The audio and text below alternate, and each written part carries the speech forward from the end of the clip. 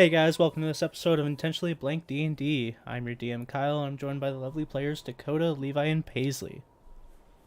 Hey. Hello, I just realized we're in the wrong Hello. Discord. Ah. Oh But we're all my here. gosh. Um, Wait. Before we start, I don't think there was any updates. No major updates yeah. that'll affect us. They've done some more stuff in the background to help people find things in like the library. Just updating tags and stuff. That's what I saw. You're right. They're getting stuff ready so you can start doing the slab thing. Mm-hmm. But I think they're also getting some stuff ready for future asset updates. But I don't think there's any actual news. Channel news. Baldur's Gate 3's out. And me and Kyle did our first session on Thursday. And we'll be continuing to play it on Wednesdays. So if you guys want to watch Baldur's Gate. So if you want to see sex scenes with dragon guys, get up in there. We are not us. playing. Actually, do we have a Dragonborn? I don't think we have a Dragonborn. No. Oh, I'm thinking of your other character. Yeah. If you want to see dragons in bondage, get onto the Baldur's Gate stream. Somebody somewhere is like, oh, sign me up. If it's not just that one person. Talking about dragons? Dragon these nuts across your chin? Oh! Anyway, Classic. last time on D&D. Are we gonna get to the right Discord, guys? No. Oh. It's too late for us. Oh, okay. We're here now. The party sets off from the Goblin Forward Camp back to the Goblin Fortress. They trek through some mountainous terrain alongside the frozen river, coming to the river bank that the two goblins, Splink and Zarlon, kind of know as like where they get to before they branch off from the river to go to the fortress. They come across a pack of wolves, which turn out to be dire wolves that were attacking a very large elk. They succeeded in saving the elk as it ran off into the forest and killed all but one of the wolves that ran off. Snowball had a huge dinner. Snowball had a huge dinner, Snowball being the Tarask that they had hatched. They then, as a blizzard was blowing in, they found shelter on the side of the cliff, mostly succeeding climbing up, and once inside found a few strange things inside the cave, and a dead body with a drawing of a creature they've seen before, the blackened fur Wendigo. The Babadook. Oh. Staying here, they had Splink on lookout while the rest were in the back of the cave trying to stay warm. Snowball eating the remains of a bunch of goats that were found. Let's see. While they were staying, their newer companion, Swixen, went out to talk with Splink. And after discussing for a little bit, Splink went inside to put Snowball away. They heard a large explosion, and Swixen was gone. Roughly 35-40 minutes later, while Splink was sitting, still doing his lookout, a large blackened fur creature climbs up the side of the cliff, and they get into a short fight before the Wendigo lets go of the cliff and falls into the raging blizzard. The party on edge waits for the blizzard to end, and right now it's later afternoon, the party is leaving the cave. Blizzard cleared up, no trace of the blackened fur creature. You mean the Dragonborn guy? Who clearly is the one that turns into the black and furred creature. Oh, right. Yeah. You guys figured it out. He Splink figured says it out. hesitantly. All right. So are you guys setting off? Yeah. Yeah.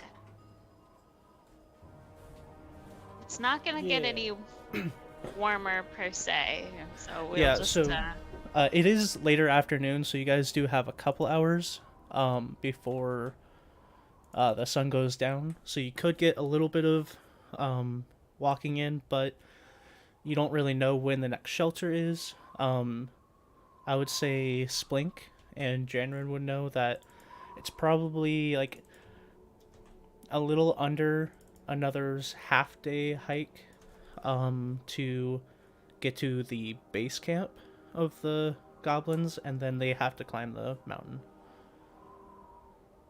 So if we push it, we could probably make it there before it's too late to the night. Yeah, if you could probably get to the base camp either at nightfall or just before.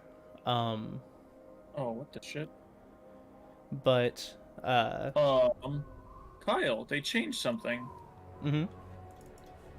What's up? Oh, never mind. Now it's working. Never mind. Okay. When I right-clicked on my character, it didn't give me any options besides emote and status for a second. Oh, weird. But I clicked over to Paisley's character and then clicked back to mine, and it works fine. Oh, okay.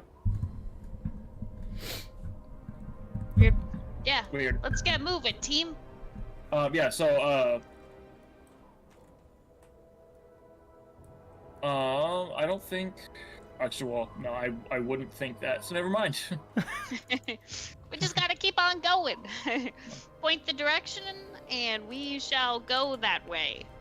Yeah. Fellas who know the map, looking at Cameron. I just follow the cliffside, helping Snowball come down. Okay. I go to offer my hand or something. I'm like, yeah, forget it. Like. You guys also have a rope going down.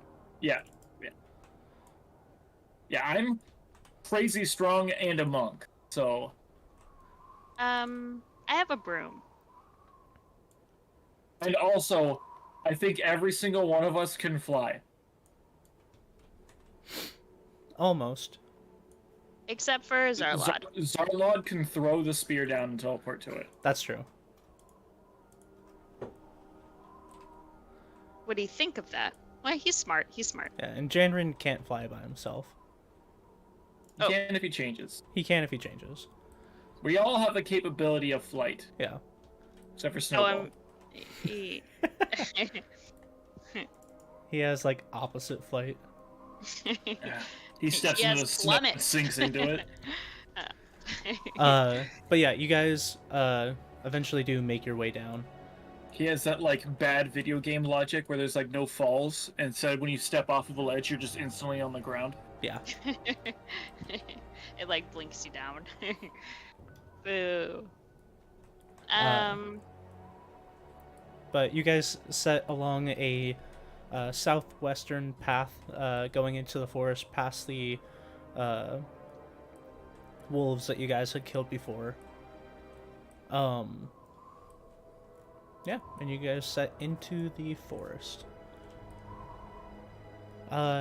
If you guys want to roll a d20, any of you. I love rolling. Oh. 16. It's a 16 plus 2. Yeah, didn't say any pluses. Yeah. So I just chose one. Okay. Coda. Yeah.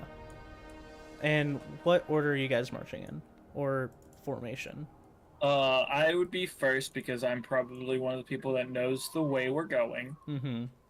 Janren would probably also be up there with you. Yeah. Behind these guys because they're the most interesting right now. Okay, so it looks like this is the order. Okay. You guys go marching into the forest. For the most part, 2 by 2. the weather seems to be quote unquote clear. It is still very overcast, and it has been since you guys have been here. You guys really haven't seen like the sun in full effect since you arrived on Navistar. But it's not. That's been like What? 12 years. It has been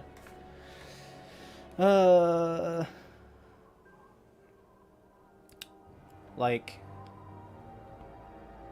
half a week. Not for Splink. Well, for Splink and Jandred, yeah. But for the rest of them, almost a week. We did a lot. What's happened? Yeah, so Splink is 12, by the way. Okay. Goblins reach adulthood at 8. Mm-hmm. Oh, they could live up to 60 years. Aw. I thought it was much shorter than that. Yeah, I thought so too. Is it just kobolds that are like super short life? Hmm. I don't But yeah, remember. you guys walk into the forest, and it is a relatively clear day. Plus, we're in the forest now, so we can use some of the trees as cover from snow. Yeah. As you guys are walking, Splink, you do see a few creatures along your path, including like more wolves and stuff. They don't seem to be like the same size of wolves that you fought before. They just seem to be about split between those wolves and the wolves you would see on the normal continent. Okay. Can I, during the travels, can I start to practice riding Snowball? Sure. And also, after Snowball 8, and it's been now like a day and a half, you can increase his health by 10 points. Oh, nice. It's doing the thing again. What the shit? Weird. Okay. But yeah, you can I definitely. think it's whenever I multi-select. Oh yeah, multi-select reduces the options. Okay. Okay. Because whenever I move them, I grab both of them. Yeah. And then I just have to click off and then click back onto one of them to reselect it. Mm-hmm. Okay, I see what the issue is then. So yeah, roll animal handling with advantage.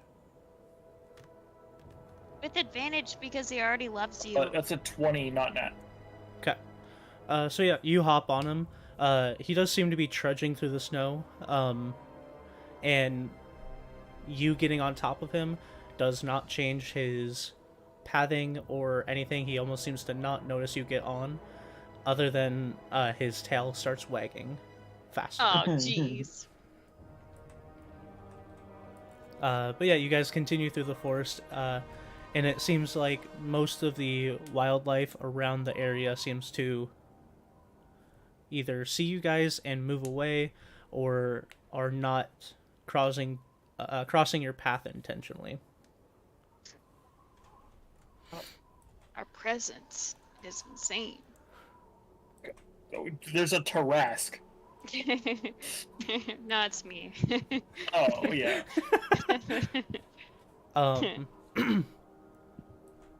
A couple more hours into the day, it's now like 8 o'clock, and the sun. That's like 2 hours past 7 o'clock. Close. But you guys, the sun is now setting.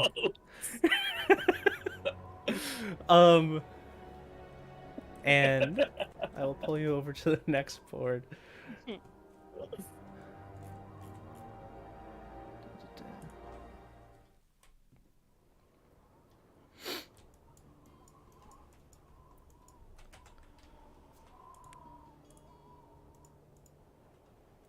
Oh, I can't wait till he upgrades into the next stat block. Yeah.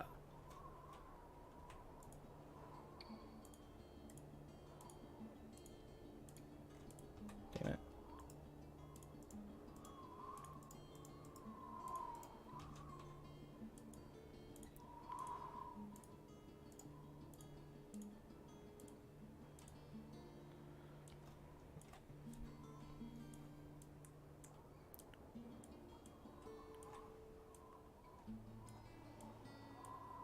Okay.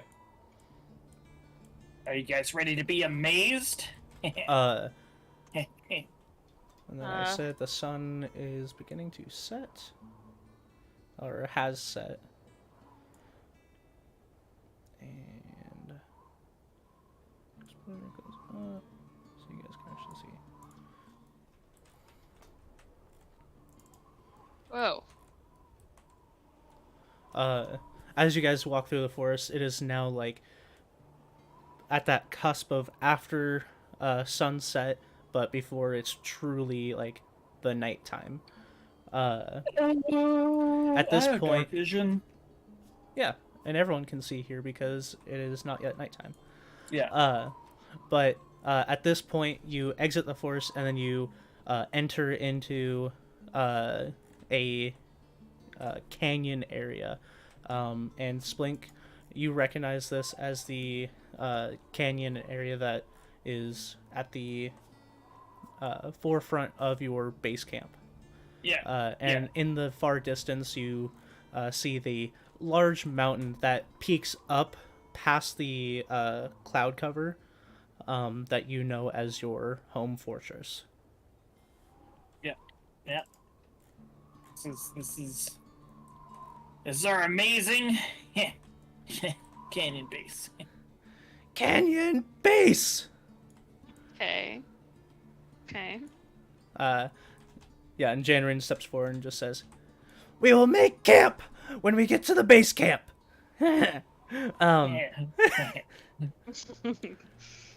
Anything's better than being out here. It's like already super heckin' dark. Yeah, it's dark, and the rest of you realize it is getting real cold fast. Yeah. Yeah, let's get out of here. Okay. You guys continue on your path. As you approach the canyon, Splink and Jenra know that like it's not just like one canyon, but it's like a bunch of risen plateaus in an area that have like a bunch of winding paths. It's the amazing joke.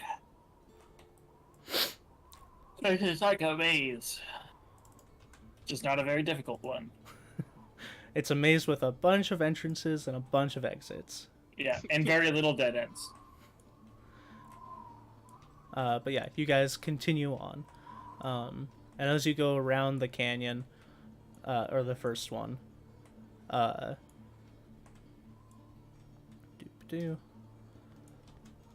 moving people. You guys are still moving in the same formation, correct? Yeah. Okay.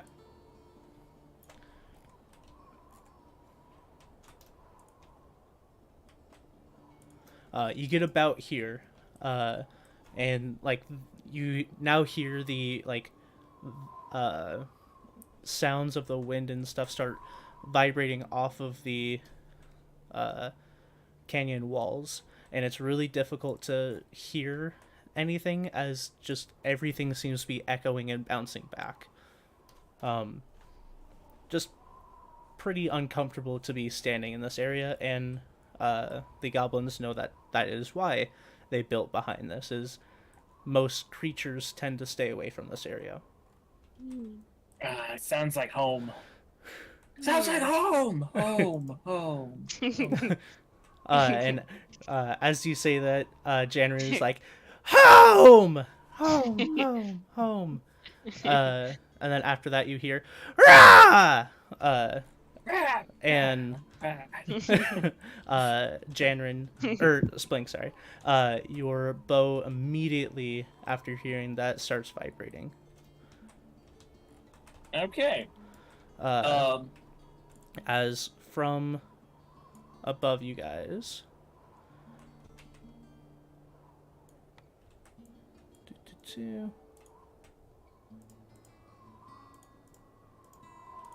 Three creatures land directly on top of you guys. These are nil. I would like you guys all to roll initiative. Ah, damn it. Can't say that I'm surprised though. 25. Oh shit. 11. Whip. And an 8 for Snowball. Okay. I don't have my character sheet up. 1 second. I think my initiative is a +4, but I may be being generous.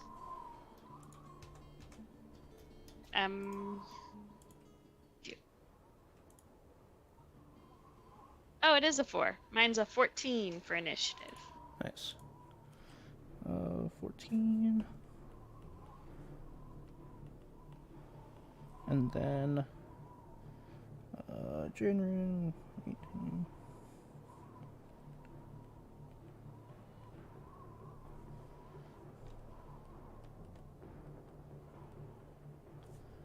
What do you think And a then- BJ from these things would feel like? 6.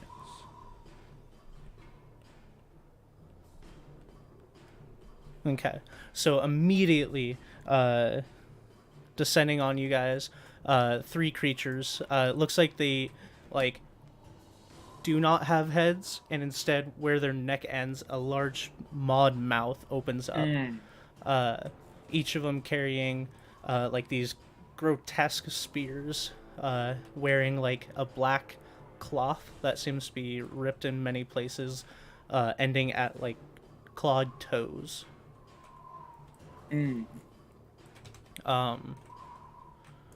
then hovering over top you guys, you can now see. Oh, I can't. Nice. 3 winged creatures that look similar, but while instead of being more bipedal, they seem hunched over with large wings expanding. It seems that they are descending at the same time that these creatures dropped on top of you. I can only be so hard. And then Descend upon me.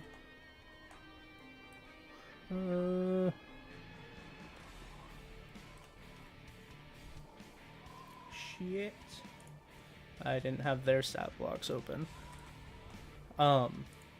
But as they do, this one, shit. This one's shit. Believe they can move that far.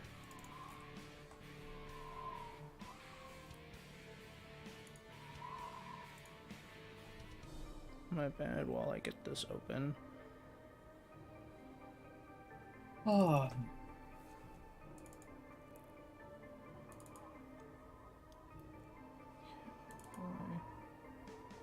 Okay. It swoops down and is going to attack Splink as you are riding on top of another creature. Yeah, he has disadvantage. Yeah.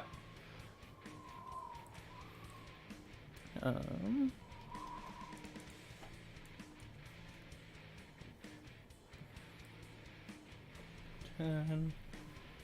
18 to hit. 18 does not hit. Okay. And as it flies down, it then pulls back up. Not that far. It goes into a nosedive. As it Not get an attack of opportunity. no, as it dives down, its wings fold back, and it lashes out at you. It's using its flyby attack. Okay. With its maw. And then as soon as you move slightly out of the way and it attacks the mirror image of you, it swings back up faster than you could attack it. But Splink, that's your turn. Okay.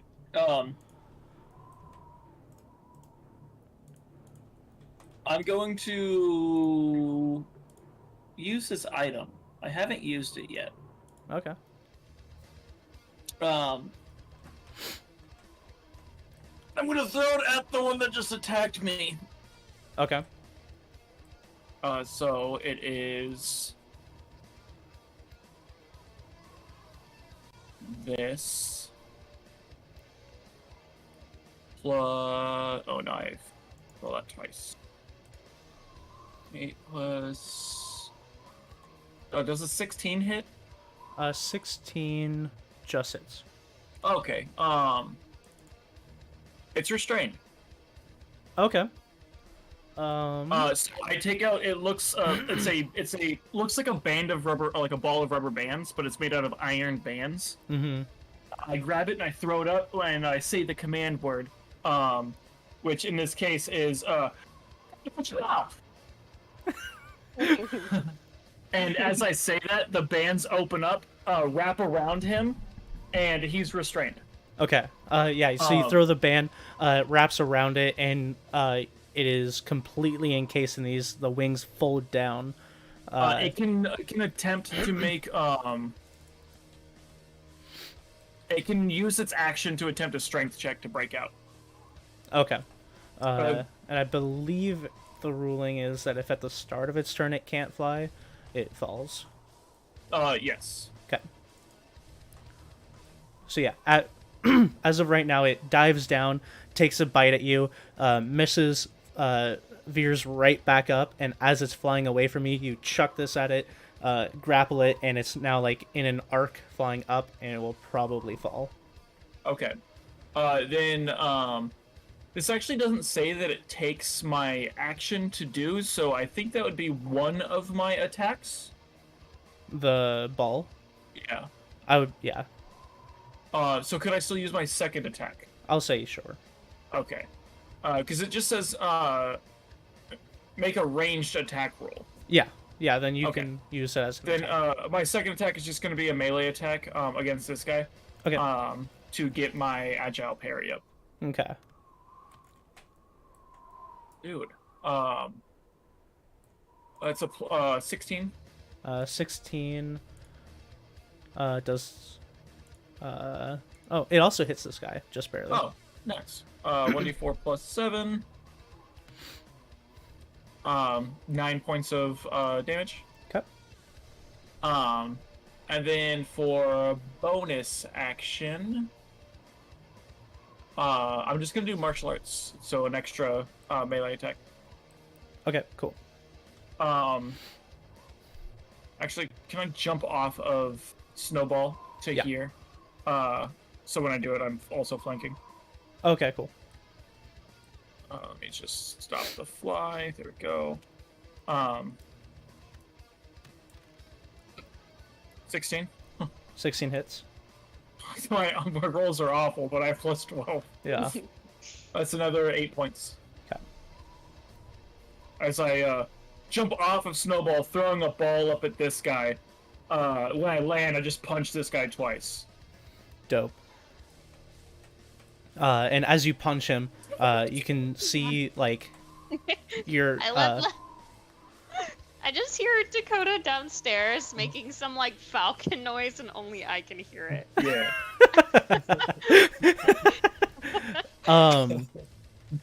as you're punching, your fists are hitting through the fabric, and you feel almost like a scaled exterior. You Yeah. see my mouth move. It's like, but then all it says is like, just like Janrit. Yeah, I would say it's very similar to Janrin. Yeah, like the old kung fu movies. Mm-hmm. All right, is that your turn? I Yeah. love that bit. Okay. Can I use my free action to tell Snowball to hide? Yeah, go for it. Okay. Okay. Asher, this one is up next. It lands right behind you, and as you look at it, it growls in your direction, but it turns. Where? It turns and looks at Zarlod, growls, No. and then goes towards Hoovel. What? Oh, is he trying to do an Who rolled intimidate? No, it's like between a growl and a hiss between the two of you. Buddy, you came and got yourself in this position. It is actually going to be Hoovel. You see as it runs to you, and then it reaches out with its spear. Locks eyes from across the room.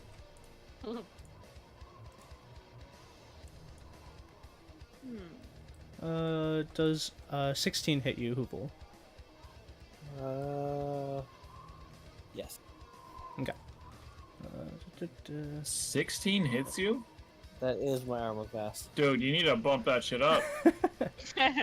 Well, I usually don't get close enough for this shit to matter. Bump up your true. dexterity, dude. That's true, though. He My should never be in the dexterity's at middle of a 19. fight. It should be a 20. Oh, I rolled 2 1s. So Oh. 6 points of piercing damage. Can you imagine if Kyle was like, I rolled 2 1s, so 32 points of...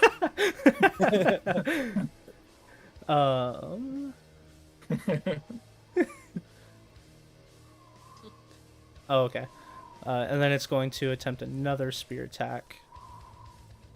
That one will definitely hit you. It's much higher.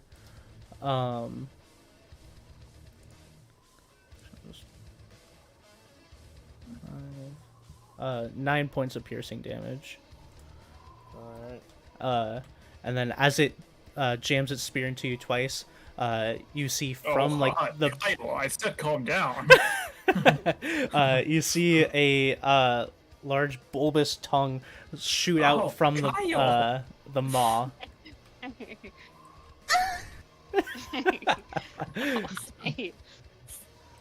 I had to will- use that one early, damn. that one will also hit you.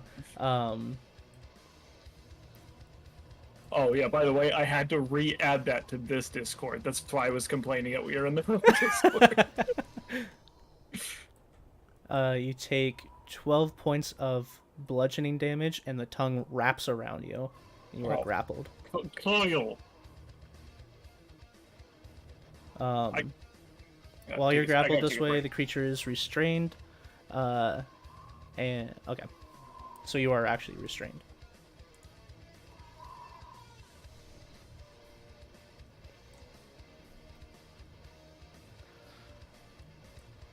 And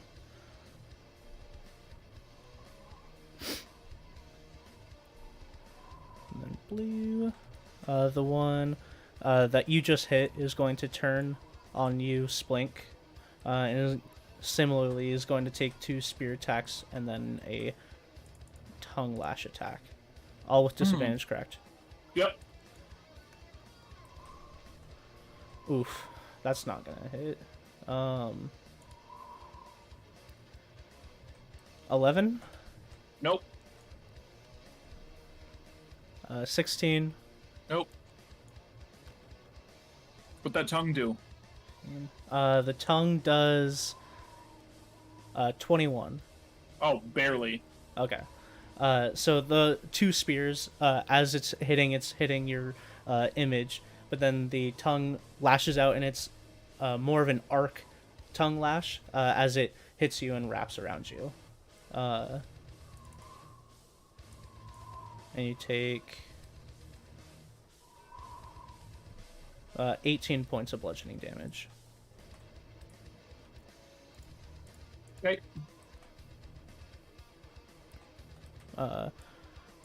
This one is going to turn on Janrin and do... actually, it is going to make a couple bite attacks.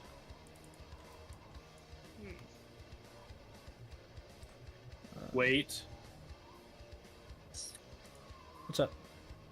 I just remembered what me and Janrin talked about last session. Okay. So as it comes up, it takes 2 gnashes at Janrin as he barely gets his shield up. The creature seems to like almost completely encase his shield, but Janrin is protected from those 2, and is going to take tongue lash attack. That will hit.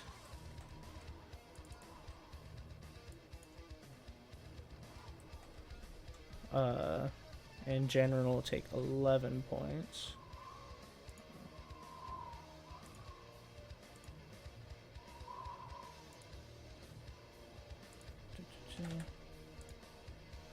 Okay. And he is also restrained.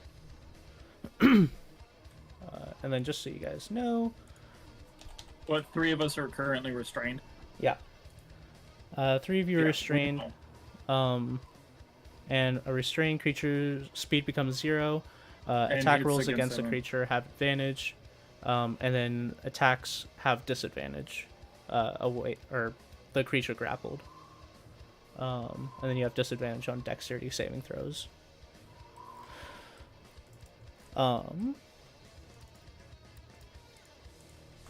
Janren is going to strike up his green flame.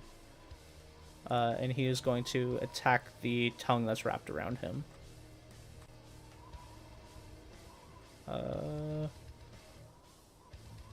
He would have disadvantage. 8 plus 9. That will hit. So you see, as Janren gets wrapped up by this creature, he pulls out his rapier and stabs it through the tongue. And as the tongue gets stabbed, it ignites with flame.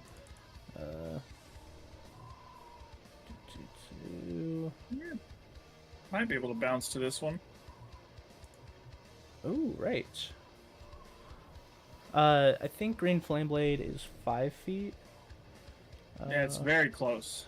Yeah, well, normally when spells say 5 feet, it's just adjacent creatures. Because we don't go by the square rule. And there's more than 5 feet between them because Janren's there. But Janren is hitting the tongue, and the tongue is in Janren's space. So I will give it to him. 2d8 plus... Shit, okay. And then the rapier is 1d8 plus 2d6. Okay. So the tongue ignites, and where he stabs it, it breaks apart, and this one, the tongue like retracts into it, getting the flame out, but it no longer has a tongue. And then the flames will reach over to this other one. Does it get...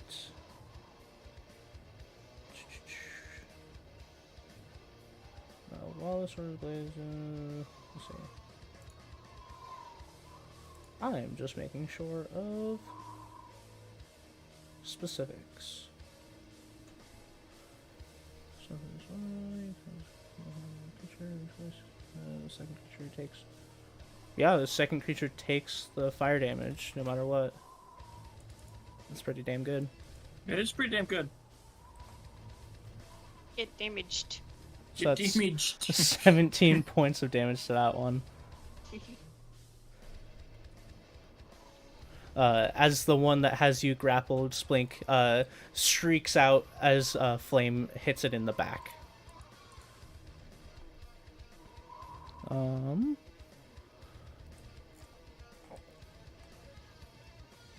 It's hard to see their colors. This one is going to swoop down and hit Janren.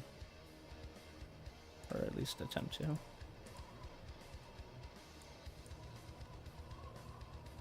Nope.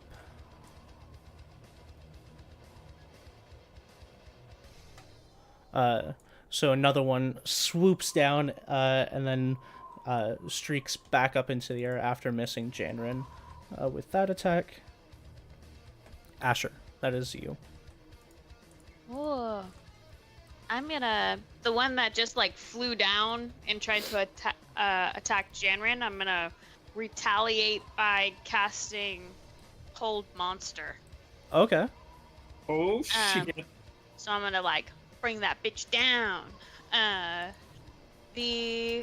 Target must succeed a Wisdom saving throw or be paralyzed.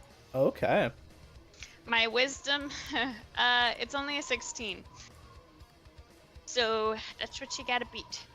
Or the Wisdom saving throw that you have to beat is 16. It got a 5. Ayo. Okay. Paralyzed. Incapacitated, can't move or speak. The creature automatically fails strength dex saving throws. Attack rolls against the creature have advantage. Any attack that hits the creature is a critical hit if the attacker is within 5 feet of the creature.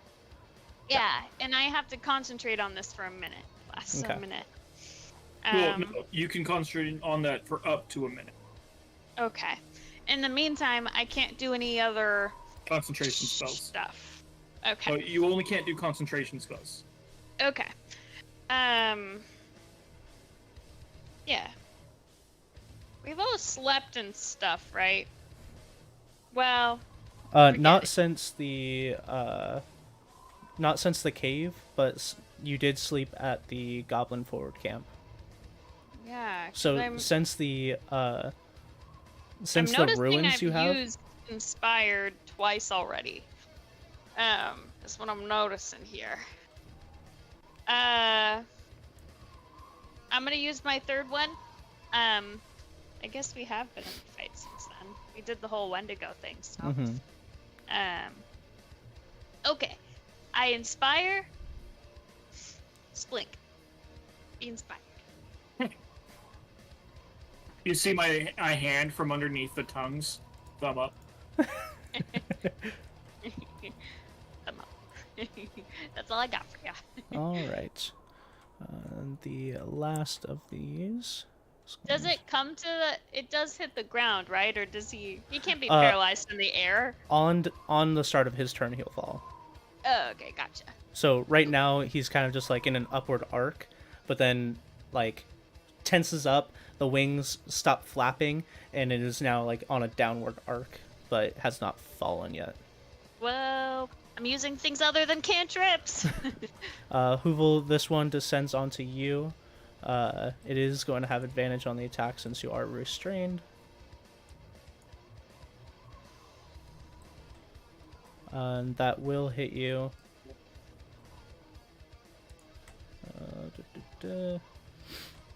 It's going to make a bite attack. Oops. Ignore that.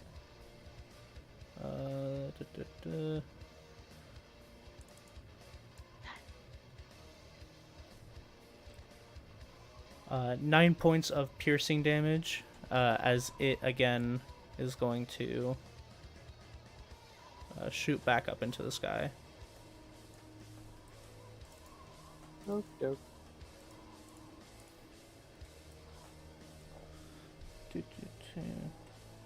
Hoovel, that is your go. Right now, this one has its tongue wrapped around you. Okay. Can I still attack, or does that mean I just You can't can move, or... you can attack, but you will have disadvantage on the attack. All right. I'll look up the ruling again. So your speed is 0. You can probably try to make a save to escape, though. Yeah, attack rolls against you have advantage, and then attack rolls that you make have disadvantage, and you have disadvantage on dexterity saving throws. You did see as Janrin attacked the tongue and broke it off.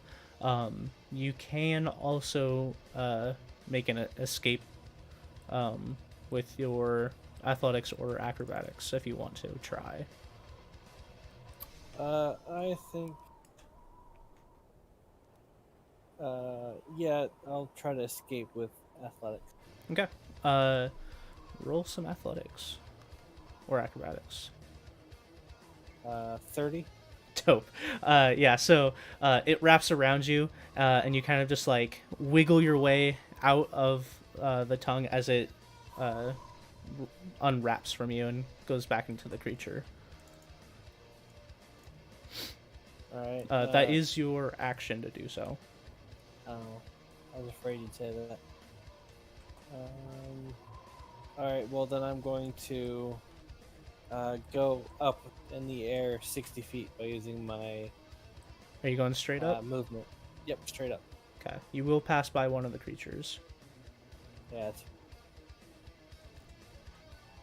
Just letting you know. that's right. Oh, Okay. So the creature that was wrapped by you is going to make an opportunity attack. And that will hit. You're re-grappled. what? I mean, I did say with a spear, so I won't do that. But that would have been smarter. Unless that's considered a special attack and not a normal attack, then you wouldn't be able to do that for every reaction. Yeah, it is just a ranged attack, so I could have done that. But I said with a Can't spear. make ranged attacks with attacks of opportunity. Can you not? No, it has to be a melee attack. Oh. Then yeah, spear. I guess that is true. I just didn't think about it. But what did I roll? I think 9. 9 plus 4, so 13 points of piercing damage. And then as you pass this other one, it is also going to make a bite attack on you.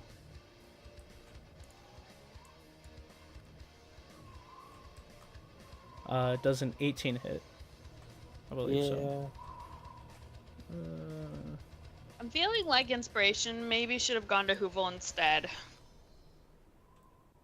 Take 8 points of piercing damage.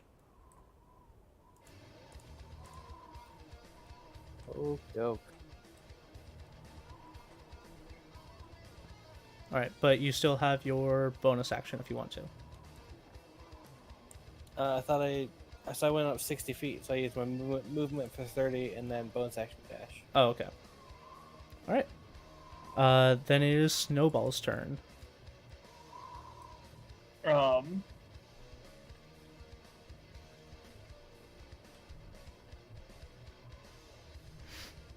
Told him to run. Yeah. Or I told him to hide. I'm getting his, I don't have his character sheet up right now. Mm-hmm.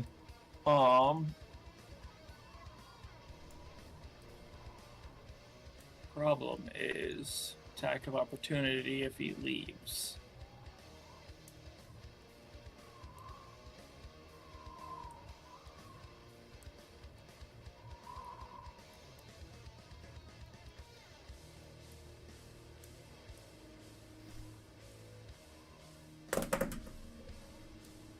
No, I'm gonna listen.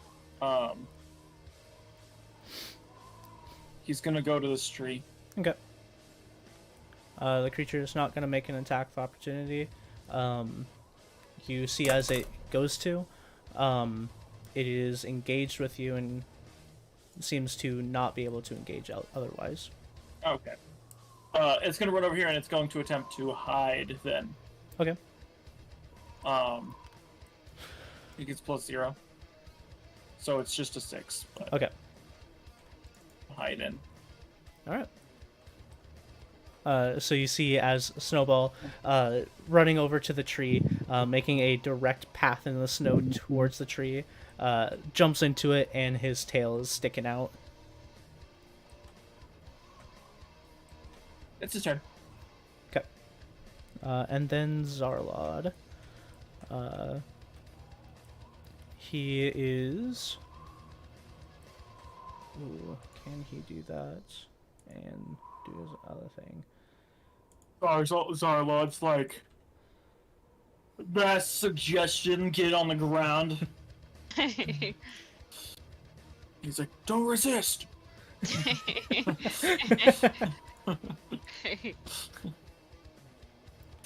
Busts out a baton and a taser. That might be a fun character make. I was just thinking that. What weapons do you do? A baton. And grasping and shocking grasp. And shocking grasp. He's going to create shield right here. And you And a see, police. He could have a riot shield. Okay, I'm done. And if you're a warcaster, you can use a weapon as a spellcasting focus. Oh. So you can use his baton to still cast spells. Nope. Or if he's a blade dancer, he can attack and cast spells. This is a bit. There's a bit here. Alright, who's gonna play Mr. Police Brutality? And then the rest of us will be dirty, slimy little thieves, and then that's the game. as he Oh, wait. creates this, he's going to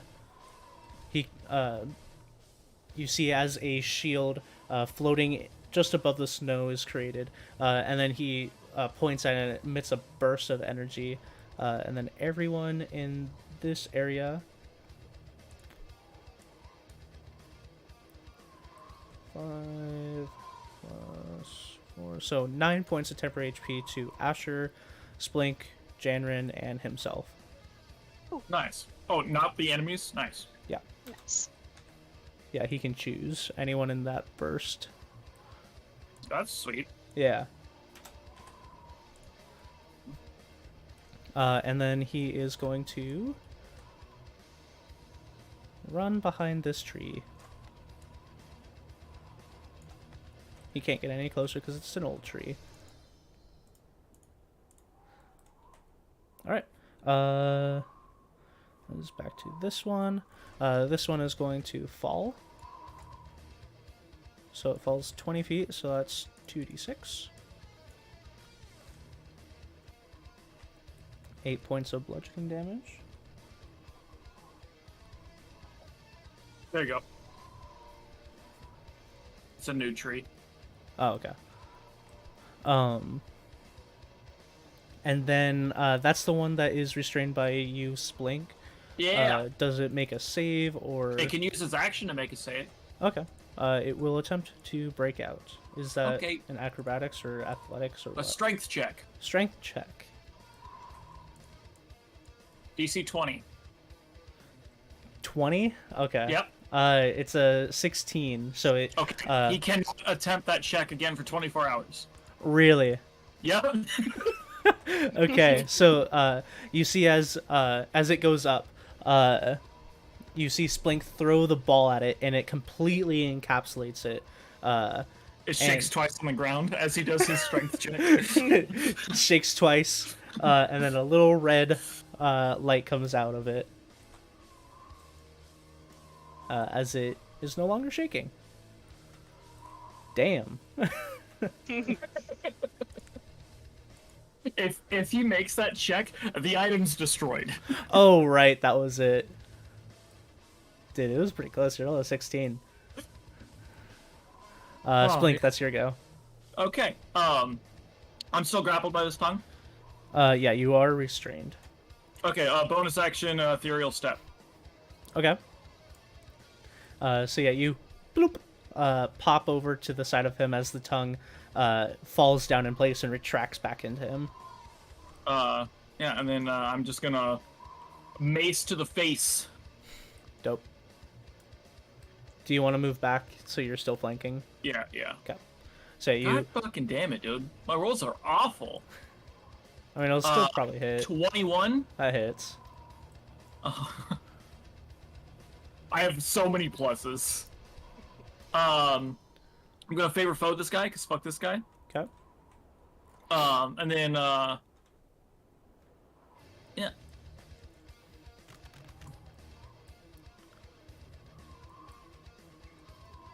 Plus 11. 28. 28. Damn.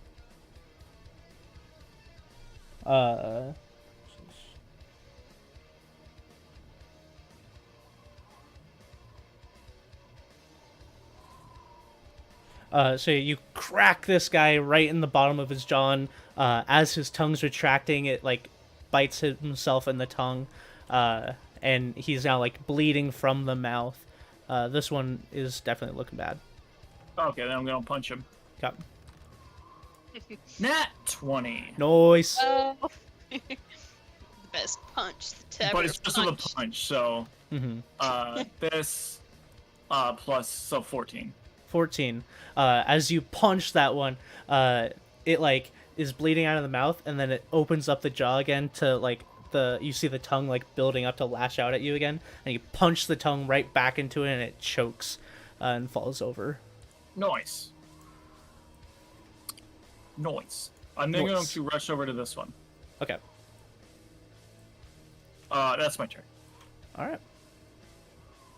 Have you used your inspiration yet? Don't I have forget not. about it. You've I just haven't been rolling needed good. to. Yeah. I mean, I get so much pluses for my hits. Yeah. As you rush over to this one, it's going to turn around. It was looking at Hoovel, but it is well out of its reach. And he's going to turn around to you and start trying to stab into you. Yeah, I want him to focus me, not Paisley. Thank you. Thank you. With disadvantage, he rolled a 4, but he did roll a 20. Nerd. So 11 Nope. or 12. Nope. Right. Fuck, even worse. Okay, so the spear. You have to roll over 20. Yeah. The spear stabs into you twice, but this one, not really knowing what the other one had to go through, is stabbing into you and then lashes again out with its tongue. Oh, wait, ignore that.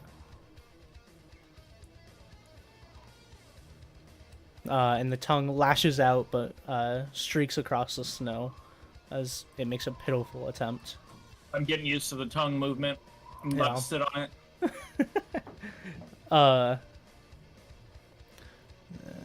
This one got its tongue ripped off, so it's going into a frenzy and attacks Janrin.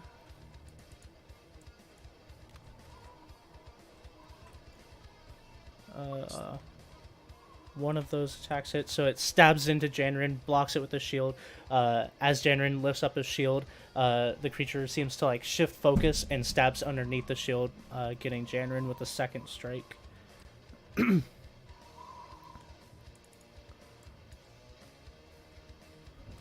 For 11 points of damage.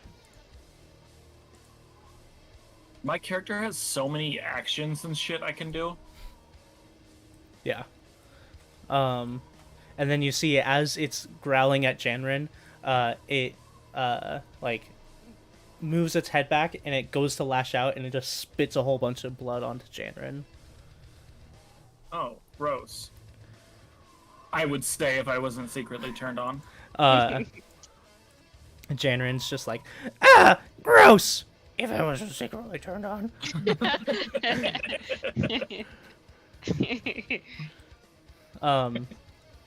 All goblins think alike. They share the single brain cell. Very nice. But then he. Let's see. Can I? Ooh.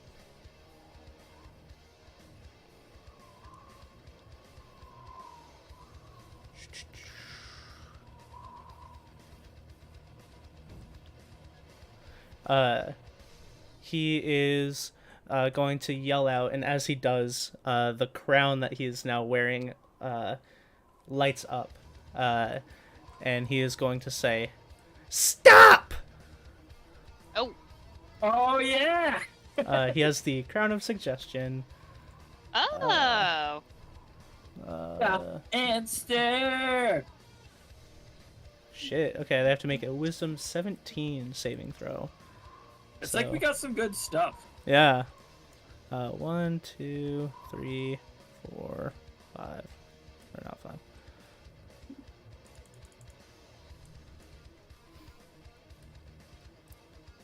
Damn. So 1 and 3. So you see as the... Oh, wait. That one was already dead. Okay. So, this one, right directly in front of him, kind of takes a step back, and when it had its spear in like attack position, it kind of pulls it back up.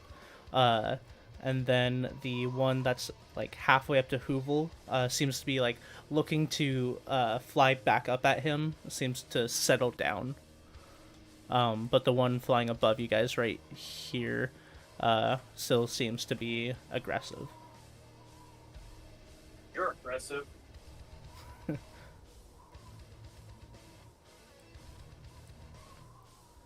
Alright. Can you give me the spark notes of what you just said? Janarin said stop, and 2 of them stopped. Okay. This guy and this guy stopped. This guy Okay. is still aggressive, but as he's flying away, he tenses up and falls, because that's the person that Hold pays the guy. person, or hold monster. Yeah. Let's go. So it takes 2d6. So 8 points. And Asher, hold person, or hold monster, right? Are you muted? Am I? Can you Yep. hear me now? We can okay. hear you now. Hold monster. That is correct. Okay. Spell ends its target. Damn. There's nothing about it being damaged or anything in Hold Monster.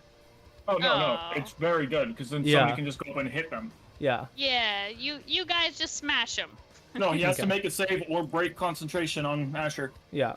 Okay. So he's going to reattempt the save. Wisdom. Right. So Oh, we're 16. starting to get into some of those high-level spells and stuff now. Yeah. Yep. Nope. Does not succeed. So that one is on the ground, paralyzed. This one has put its spear up, and this one is seemingly non-aggressive. We just incapacitated like 4 of them. Yeah. Asher, your go. Okay. So, I can do other spells, just not concentration spells. Yes. Yeah. Okay. Because Wow. I think the move is to do some blast 'em ups. Yeah. So. How many are left exactly? There's 1, 2, This one 3, is in a ball. 4. This one is still aggressive towards Splink. This one is paralyzed. This one seems to have lifted up its spear and non-aggressive. And this one seems to be flying there non-aggressive. I'm gonna smash the guy who is looking aggressive 3 times with Eldritch Blast. Alright, go for it. Cool.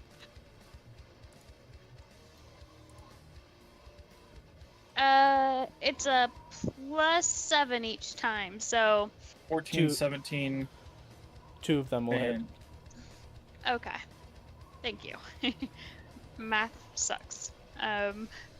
So that's 2d10 plus 6.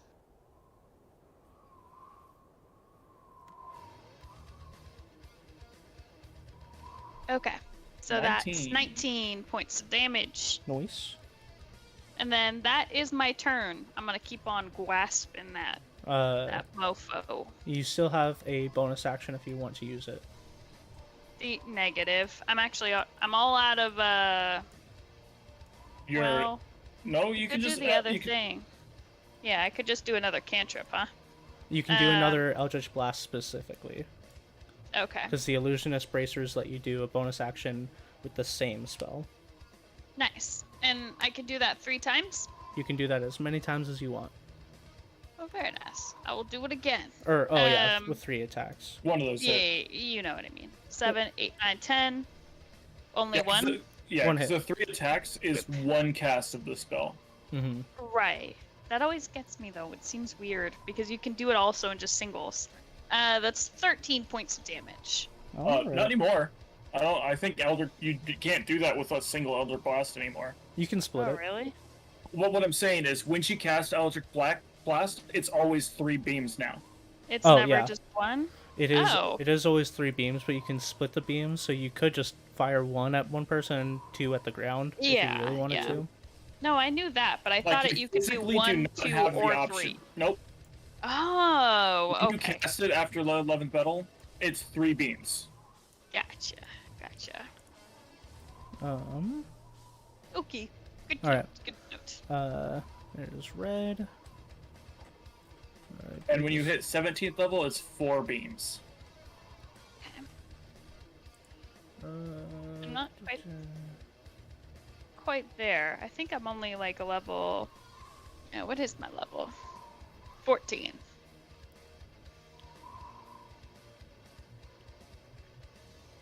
Oh shit!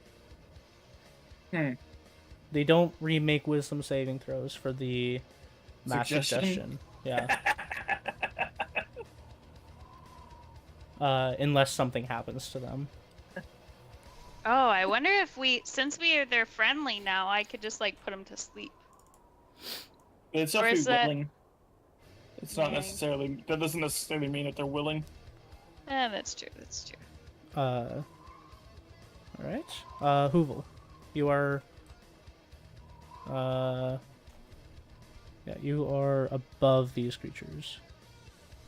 Yeah. I am going to steady aim and shoot at the one below me. Which one? The one that's like 30 feet or so below. Yeah, that one. This one or this one? Nope. The other one. Okay. Yeah, that one.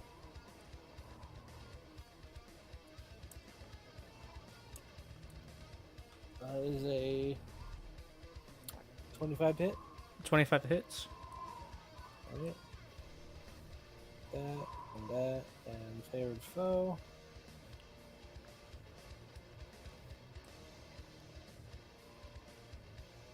Uh, 23 points of damage from my first hit. Okay. 23. And as you hit, it goes from flying there, kind of just like looking around. You hit it, and it looks down at the arrow and looks back up at you and screeches out as it now seems aggressive again. Oh. Okay. I'll shoot it again. That's a 20 to hit. 20 hits, yeah. Cool.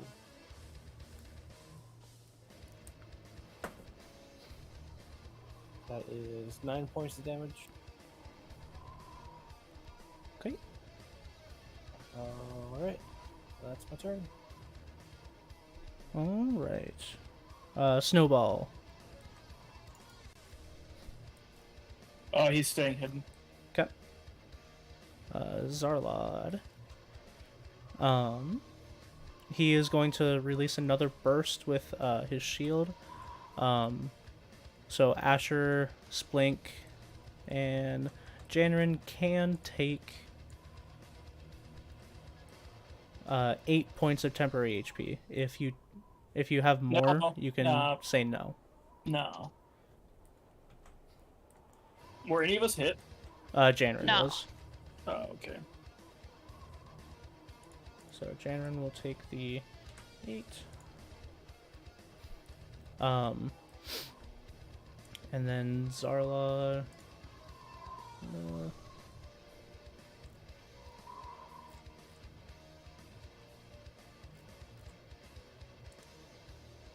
Yeah. He's going to point at the one in front of you, Splink, and he's going to cast Ray of Frost.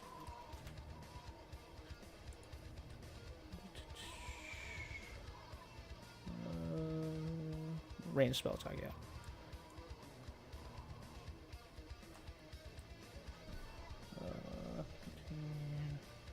Yeah, that'll hit. Um,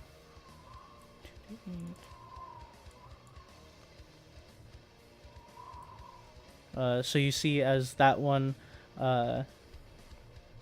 takes 11 points of frost damage. As Zarlad's kind of just like hiding behind the tree, points at the shield, it releases a burst, and then points at the creature and releases a freezing ray onto it.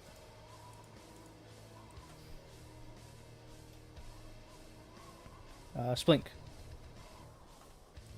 Well, after he gets hit by a icy snowball, he's also going to get hit with a spiky baseball. I'm going to use my bonus action as well to do Planar Warrior. Okay. One creature, the one that's in front of me. Next time he's hit, it's gonna hurt. Mm-hmm. It's gonna hit, but I'm not happy about it. 18. 18 hits.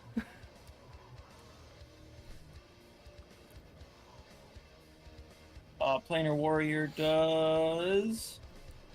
Not that. That. All of this is force damage. 30. 30 to the one in front of you. Yep. As you hit it, like the jaw on the lower half just blasts off. It is now profusely bleeding and staggering, and trying to keep itself upright. It is barely alive. Okay. Second hit is going to be with my fist. My best attack roll I've done so far. 23. 23 hits. Actually, no, I did in that 20. Yeah, you did. That is 10 points of fist damage. Dope. So again, you punch that one and it falls back.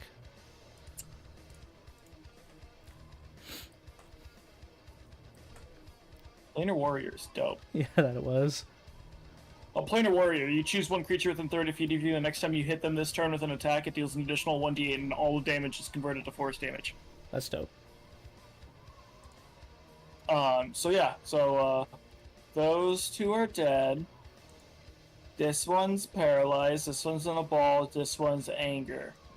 I'm gonna move towards this one. Mm-hmm. Yeah, and that one, standing there with like the butt of its spear kind of just like planted in the ground, Yeah, looks at so- you as you approach. I do like after this one goes down, I run up here and I slide, but that's the end of my Okay. turn. So he's like, he's not gonna hurt me, we're friends. He's not gonna hurt me, we're friends.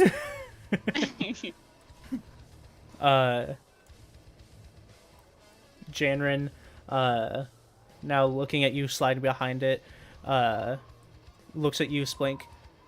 This one or the flying one next? You focus the flying one, I'll take care of this one. He nods and turns towards the flying one.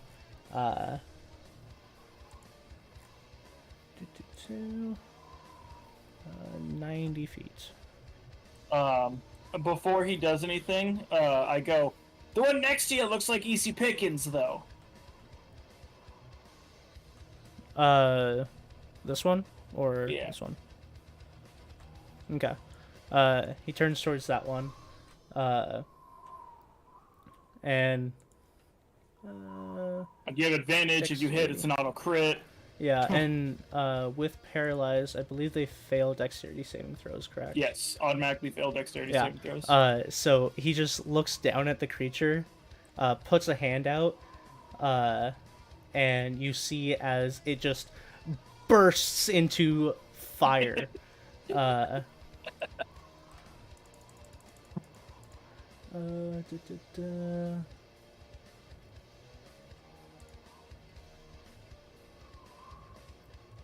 See how this works. Yeah.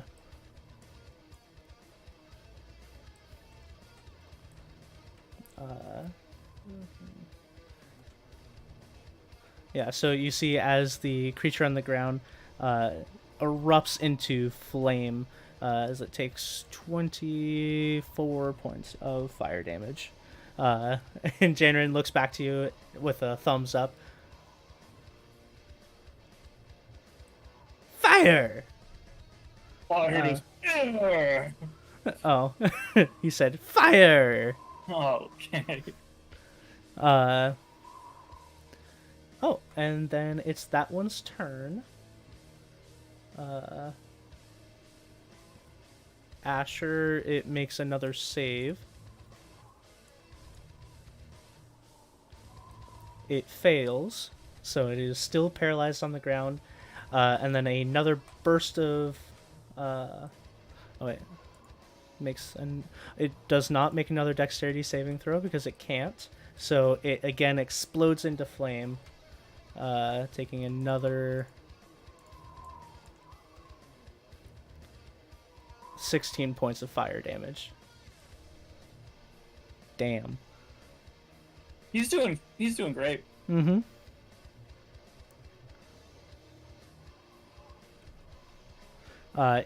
It's looking pretty damn rough on the ground there. All right, Asher, your go. Okay.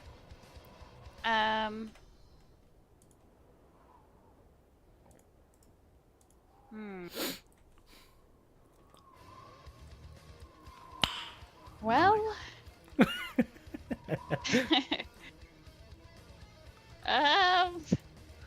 So right now, this one's dead. This one's just standing there looking casual. Let's see. This one is immobilized by you. This one is in a ball, and this one looks to be like it's going to hit someone. It's looking at Hoovel right now. Okay.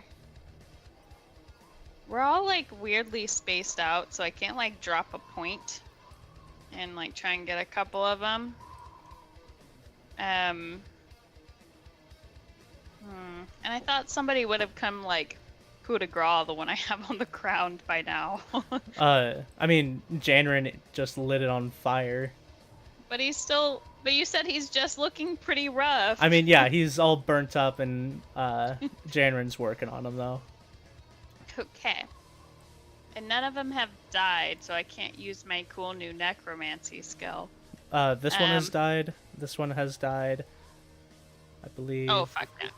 I believe those are the only two that have died. Okay. I have wanted to do this. But define small or medium corpse.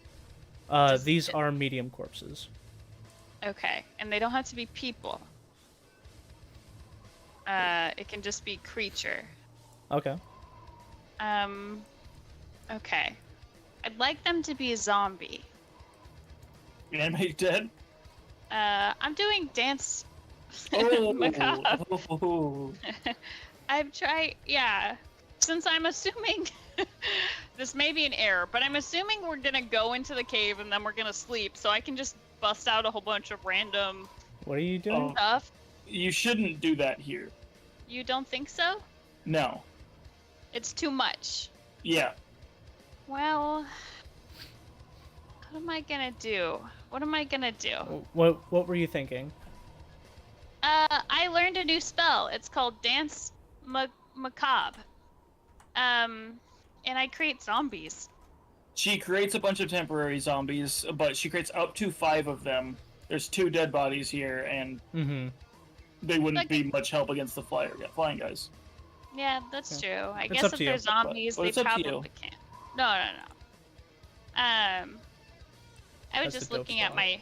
Yeah, I was just looking at my new stuff, and I was like, what? And then I thought, oh, that so works with my character. It was just dope. Okay, I'm gonna cast Shatter. On the flying guy if I can. It's a 10-foot radius sphere. This sphere, I'm assuming I could place high up. Yeah. My range with it is, only 60 feet, actually. It's within 60 feet. Okay.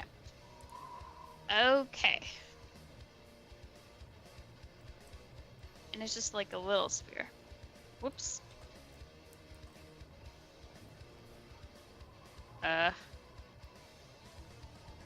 as if to get not that guy, but only the bird, the flying guy who's a problem.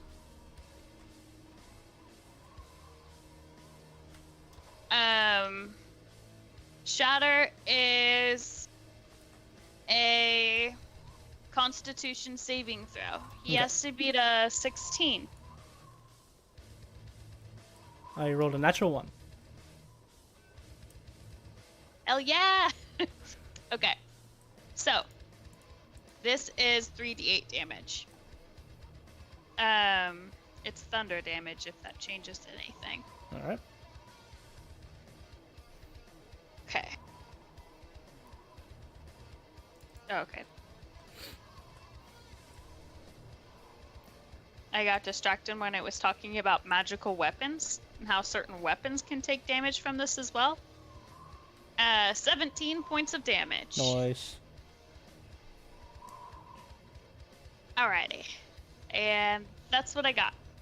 Nice. Um, You shatter around the creature, and you can see the air around it like shifts slightly as it lifts its like neck head and shouts out like screeching like a bird would. It is still flying there, but it's got hurt quite a bit by that. Okay. What I got? All right. So I didn't use cantrip. That one is up next. And it is...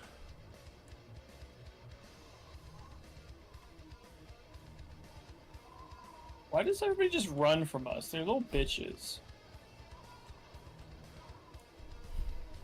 You see as it is flying there and it takes the damage from your shatter, it looks at you and flaps its wings, and it's like gone very quickly, going off over this cliff.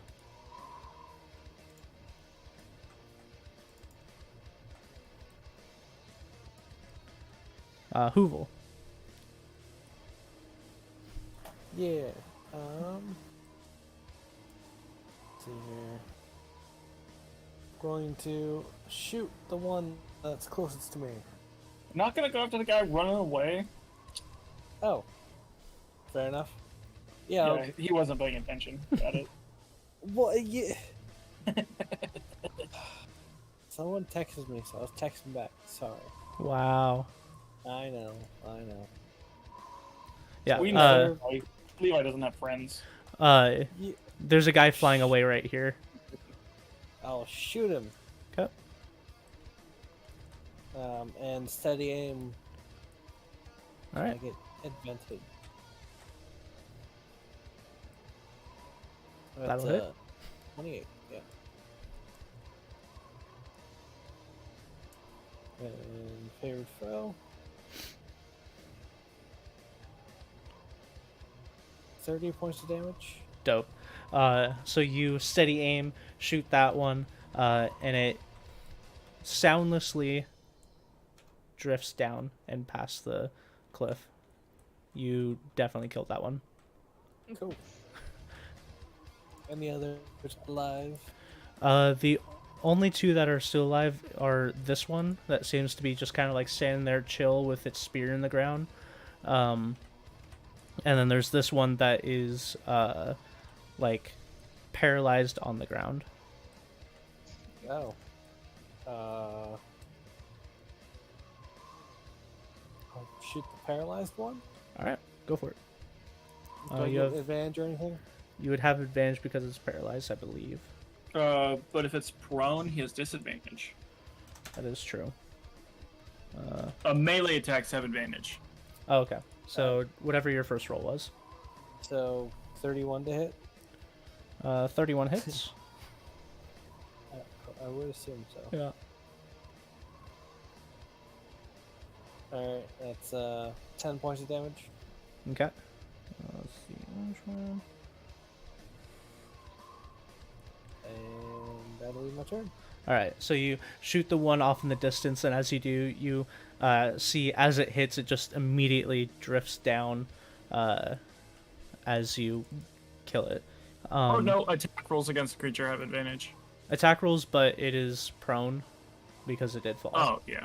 If it was still standing when you paralyzed it, then it would have been advantage. It's attacks with this creature are critical hit if they're within 5 feet. Mm-hmm.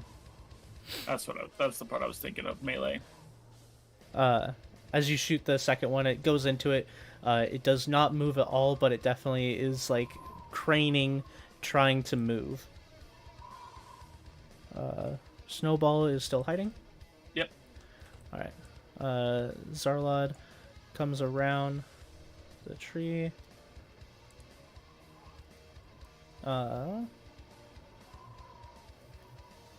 he is going to shoot another ray of frost at the downed creature. Oof. And misses.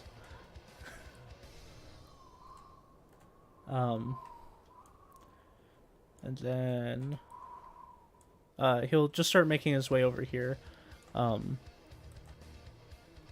repositioning himself. Splink. Okay. I'm gonna ready my mace, like it's a baseball bat. Planar warrior against this guy. Okay.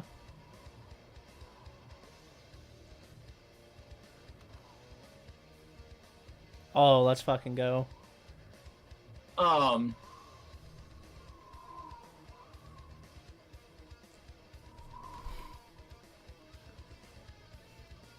46 points of force damage. 46. Let's see. That is brown.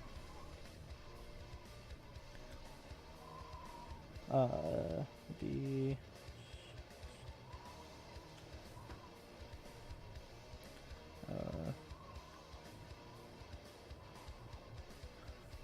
you crack it on the back and you take a huge chunk of its back out, and it turns and is now very aggressive at you. Punch him in the face. It's a 23 Yeah. for 11 points. All right. So yeah, you take a huge chunk out of its back, and as it turns, you crack it right in the jaw, and it's now like chittering at you. Oh, it didn't die? It did not die. It is bleeding profusely, though. Damn. Well, that's action, bonus action. Okay. I had something ready for after this one died, but not gonna do it. That one turns around and is going to make 2 spear in a... It does not have a tongue, so just 2 spears. Disadvantage. Okay. A 19 to hit. Nope. And that one does not hit.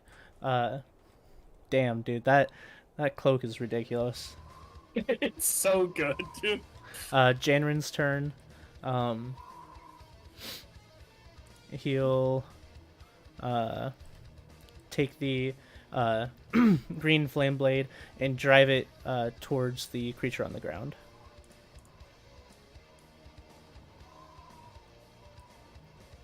Oh, damn. With advantage, I still think that misses. 9, 6, that'd be 15. That would miss. He's going to use a sorcery point to roll 1 more. And that'll hit.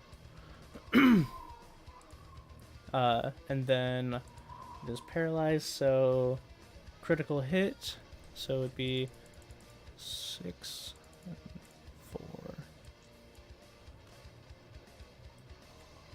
4. So yeah. As he takes his rapier out, it ignites with orange and green flame once again, and he drives it into the creature that's already on fire, and it just completely incinerates this creature.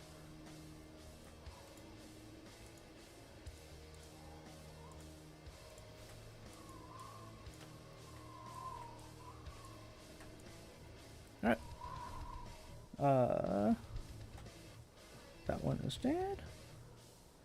Asher. Hello.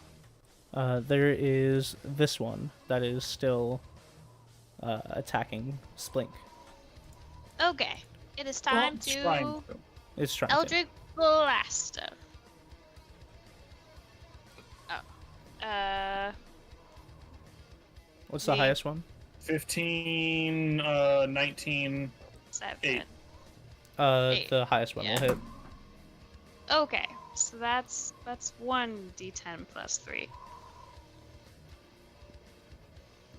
Oh, nice. So 4 points of damage.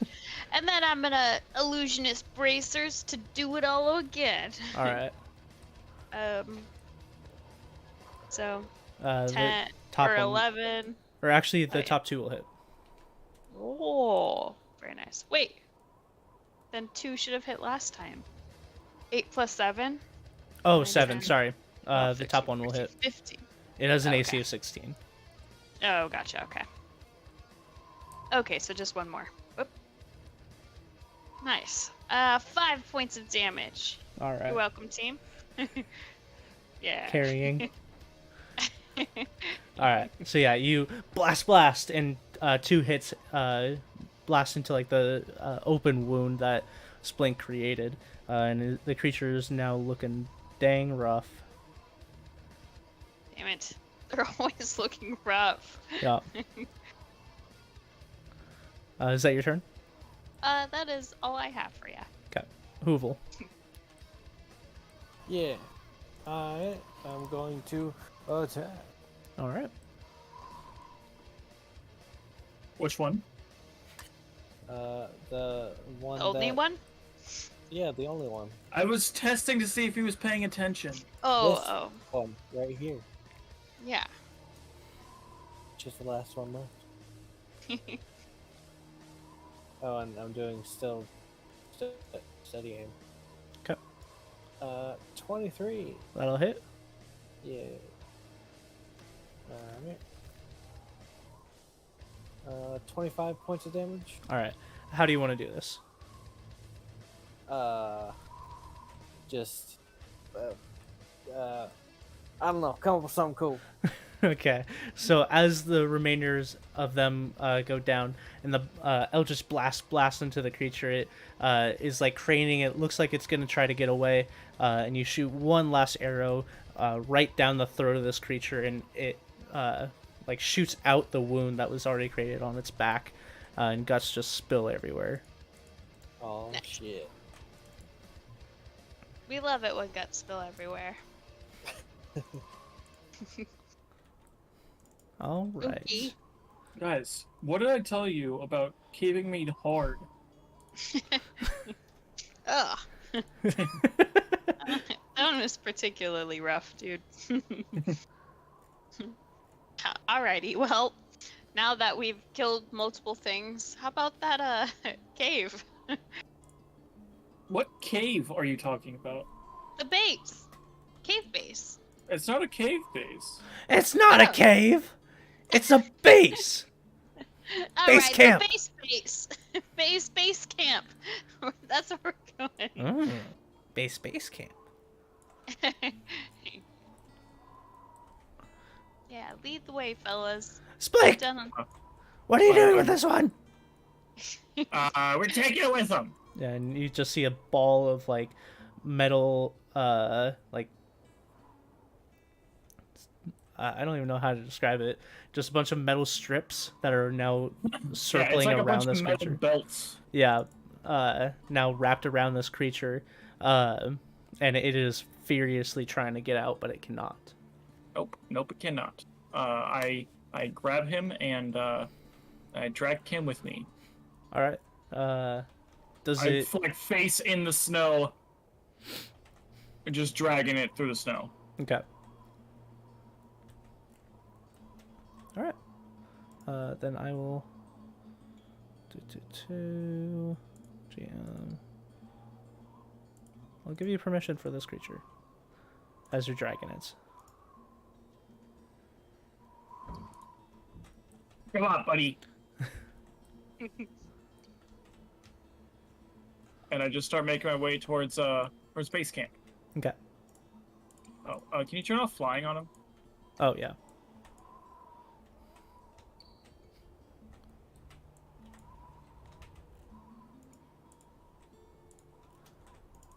As you guys are walking, Zarlod's like, well, that was pretty weird. Do you guys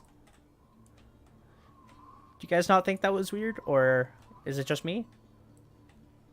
What? To get attacked by things in the night? Well, yeah, and I've never seen anything like this. And motions towards the ball of metal. Oh yeah, this is a ball of metal I got from my dad. I was more meaning the creature He was a inside. scavenger. He found this on some person. Goes and shifts talking to Asher. The creature inside. And you Creature guys. inside the metal ball I got from my dad. Yes. Can I identify this creature also? Like, looking at it, would I know? As we're walking, I'm like, yeah, we get attacked by stuff all the time here. And I'm like, Janren, have you ever seen one of these before in your life? I've never once fucking seen that thing. Yeah, me either. It's fucking terrifying. What are they doing so close to base camp? I don't know. And I will make a ladder.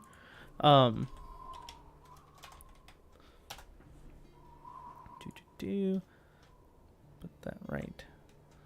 Be like, no, I've done my fair share of adventuring, and getting attacked, not unusual.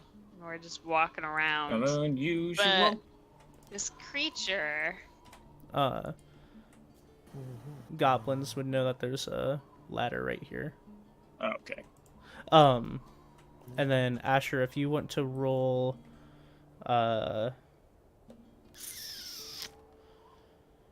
Whatever it is, I'm rolling it. Arcana or History. Papa. Oh. I've had it with my rolls. My There we go. Arcana Our rolls is... nothing good. Yeah, it's been a little stressful. They're both a +6. Arcana, 6. Okay. So 15 total. 15 That's all total. I got. You do not know what this creature is. Yeah. Never seen anything like it.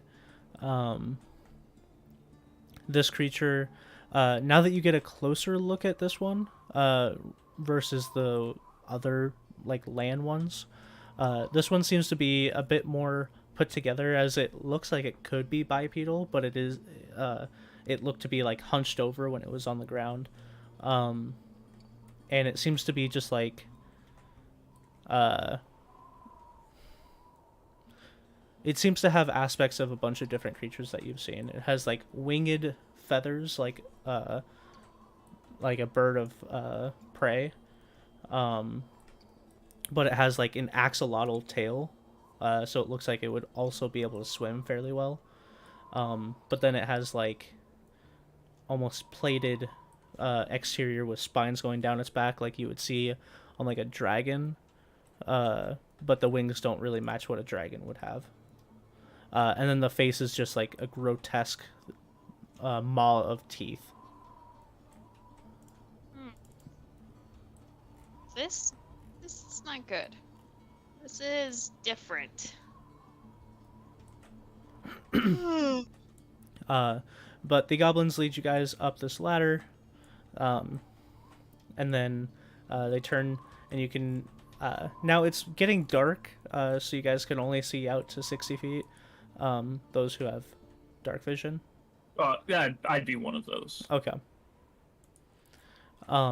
But you come across a sign, and this one just reads Goblin Base Camp. Nobody reads. And then Janrin goes up and kind of just like scratches in base camp. Nice. I'm glad I've made a lasting impression. And then you come across another sign that says this way to goblin base camp, and he also scratches in base camp, and then he turns around and just says, "And don't go this way. That's a lie." Gets him every time. As you guys look past that sign, it's a field of just spikes, like not even hidden or anything.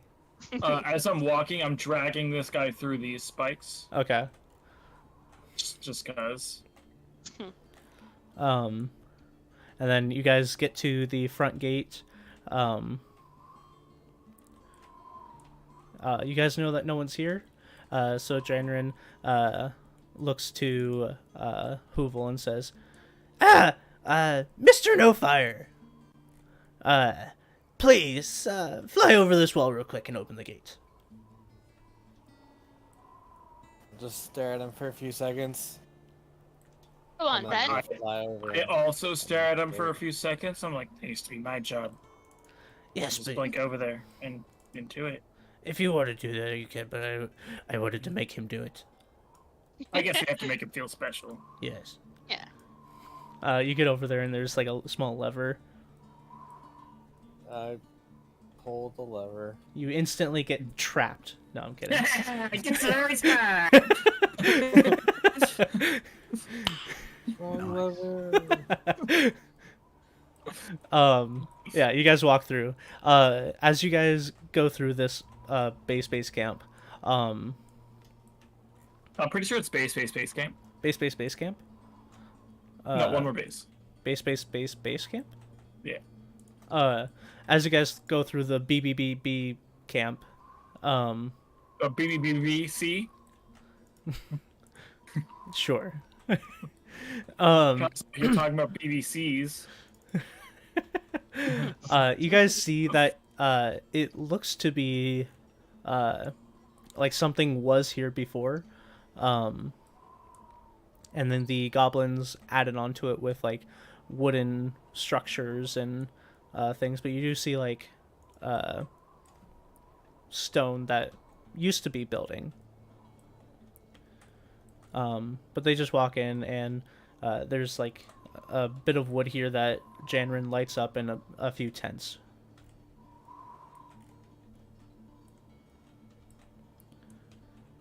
And unless you guys want to do anything, Do we not see any other goblins or any other signs of life?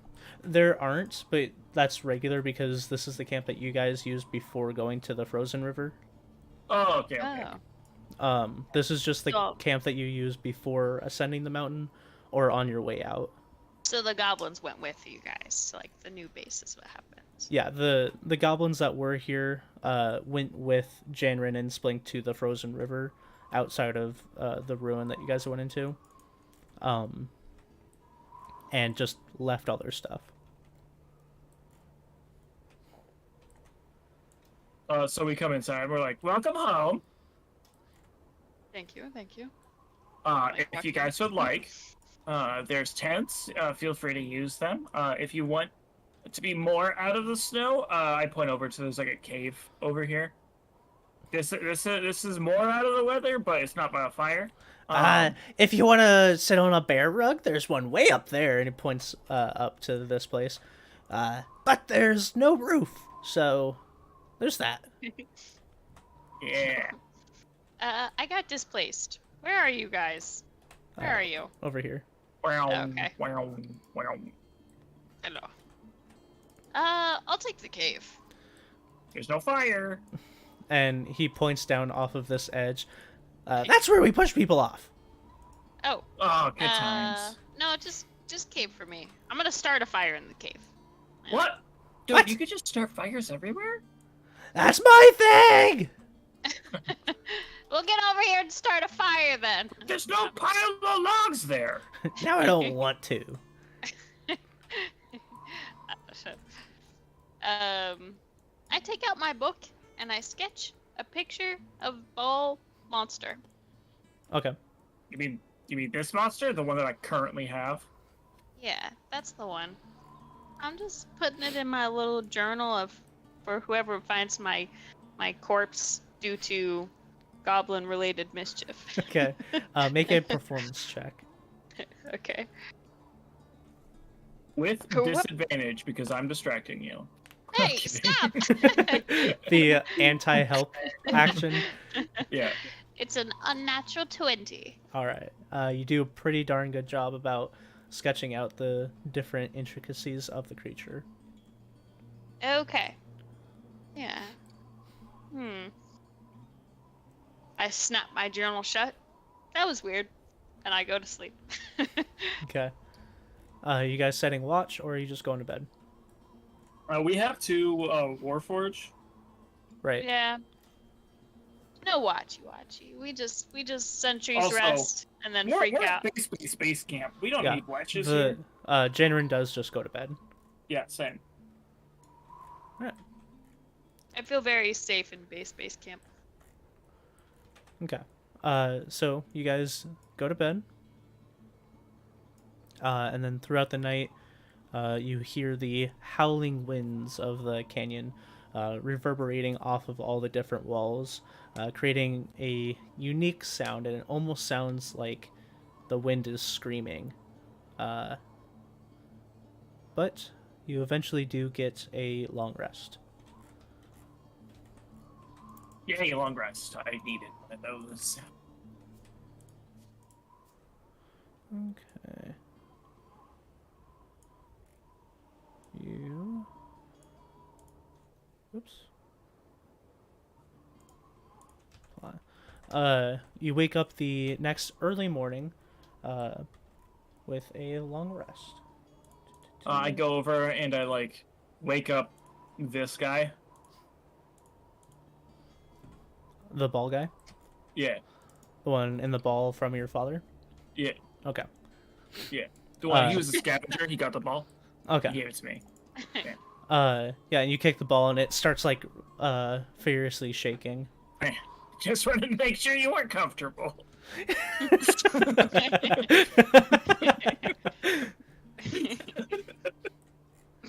Now that it is morning, the rest of you, aside from the goblins, you wake up and look to the south, and you can now see in full view the large cliffside of a mountain that goes nearly directly up and then disappears past the clouds. Dude, I don't have the compass. You don't? No. Weird. I have the compass. This direction. I figured, but my compass is gone, so I'm gonna check my settings for a second. Weird.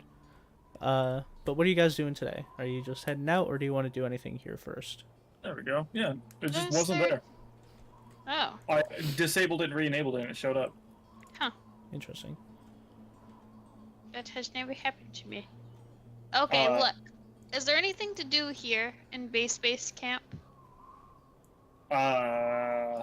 I'm rested. Yeah, there's You plenty. could- You We can could push people off? you can push people off. You can eat. Set things on fire. You can sleep. You can climb the old buildings. You can climb the old buildings. Sometimes people fall off and die. That's fun. You can sit on the bear rug. You can go pee on the dragon statue. Dude, you wanna go pee on the dragon statue? Yeah, that's pretty fun. Oh, we don't got time for that. Dragon statue. Show me the dragon statue. Oh yeah, it's up there. I just point. Yeah, it's up here. Is Up it that like way. the dragons? The dragons we've been dealing with? I wonder if there's any text or anything we could whoop related to the dragon folk that we've been kind of. Whoop. Oh, too bad that one fucker left. I could be like, is this your brother? Or something? Yeah, you go up, and after looking through the ruin a bit, you do find a statue very similar to the one that was in the other There's so much urine. Is there? ruin. Yeah, the Gross. snow Gross. underneath it is completely yellow. Like even guys are- after no you one's been guys here are for so long. gross. I'm looking for any kind of text on the statue. It since does I'm seem to used look more to about similar. The last statue you saw was the text was written on the bottom, and this seems to be completely encased in pissy ice. I don't know if this will do then. I thanks but no thanks the dragon statue and head back down to my teammates. Okay.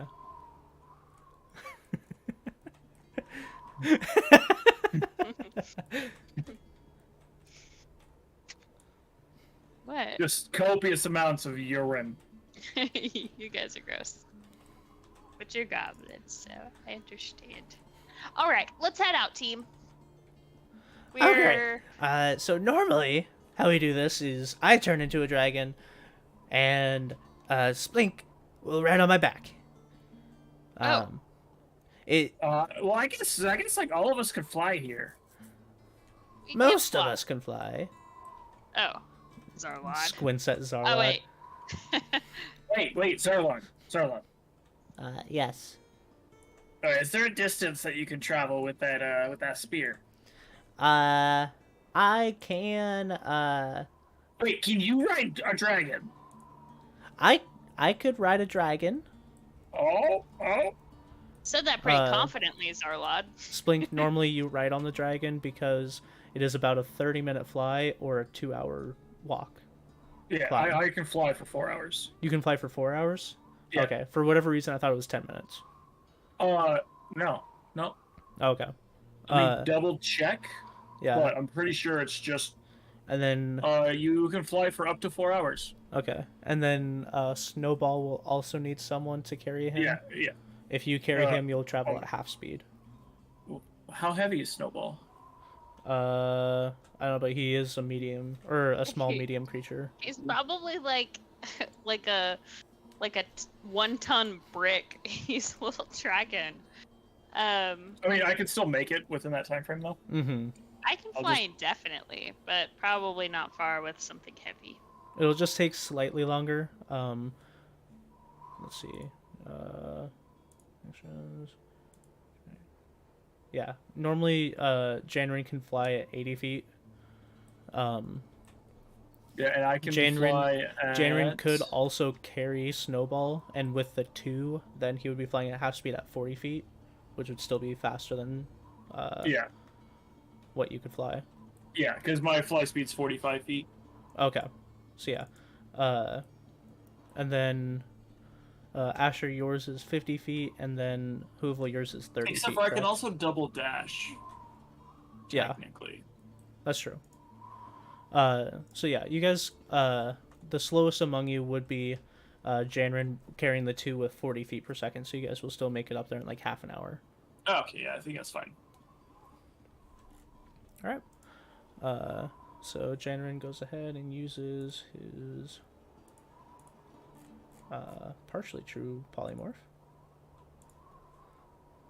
And turns into a red dragon. He's carrying a snowball. And Zarlad. Asher, you're kicking up on your broom. Hoovel, you're just flying. Splink, you will also have to carry the guy if you want to keep him. Or someone will. Oh yeah. I'll carry him, I guess. Okay. So we're still gonna be moving at half speed either way. Okay. So still it'll take a little bit longer. It'll take an hour. Yeah. But you guys coast up the side of the mountain. While we're flying over, I'm guessing me and Janrin are gonna pee on the dragon statue as we're flying over. Okay. Yeah. So big old dragon dick. Yeah, that's pees why on the- that's why there's so much. Is because he always pees on it in dragon form. You guys are the worst. That's German nasty. sausage. But after about an hour, you guys make it past the cloud cover, which you guys know is like right before the top of the cliff. I will pull you guys there now.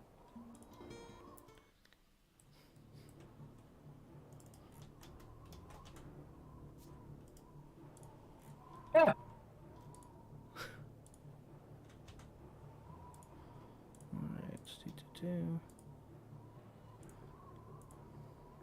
Alright, Good old base time.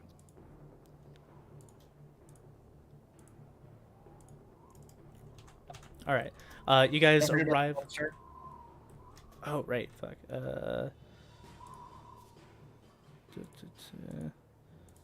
Dun, dun, da, da, da, da, da, da.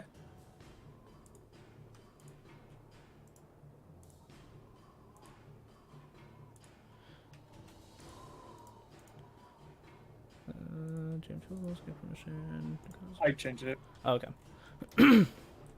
But yeah, you guys fly off, and you get right above the cloud cover as you land on the like top steps of the path leading up the mountain. At the top, Janrin and Splink, you guys are surprised and met with a pathway that is not surprised. the pathway is littered with undead. Like, I'm not happy about it, but I am definitely not surprised.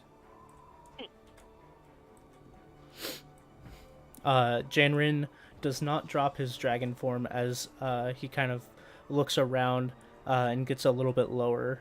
Yeah, Thinking- as I land, I drop the ball Mhm. and I like sprint forward a little bit. Okay. Yeah, and as you do, Janrin runs alongside of you, and you just see, again, like a pathway filled with an assortment of undead. But as you guys run forward, you hear the...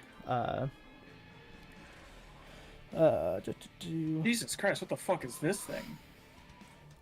That's the same thing as yours, Oh, it's just bigger. just larger.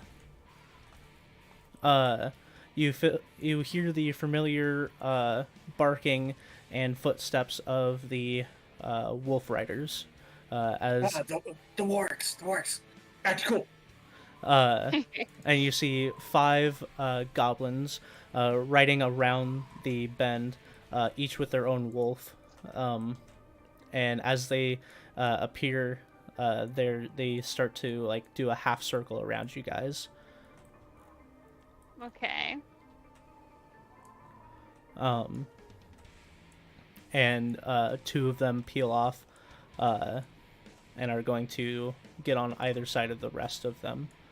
And you see one of them step forward as Janrin does drop his form. I do a salute and bow at the same time, Mm-hmm. Right.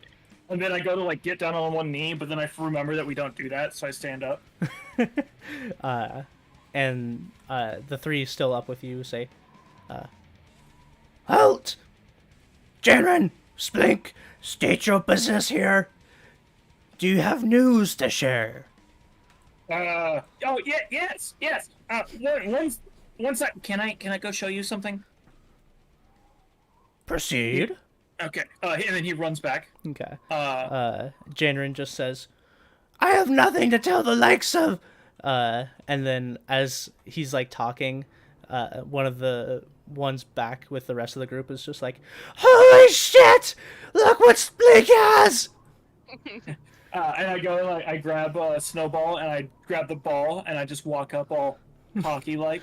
Yeah, and as you do, they're all just like sitting there, definitely amazed, not even trying to hide it.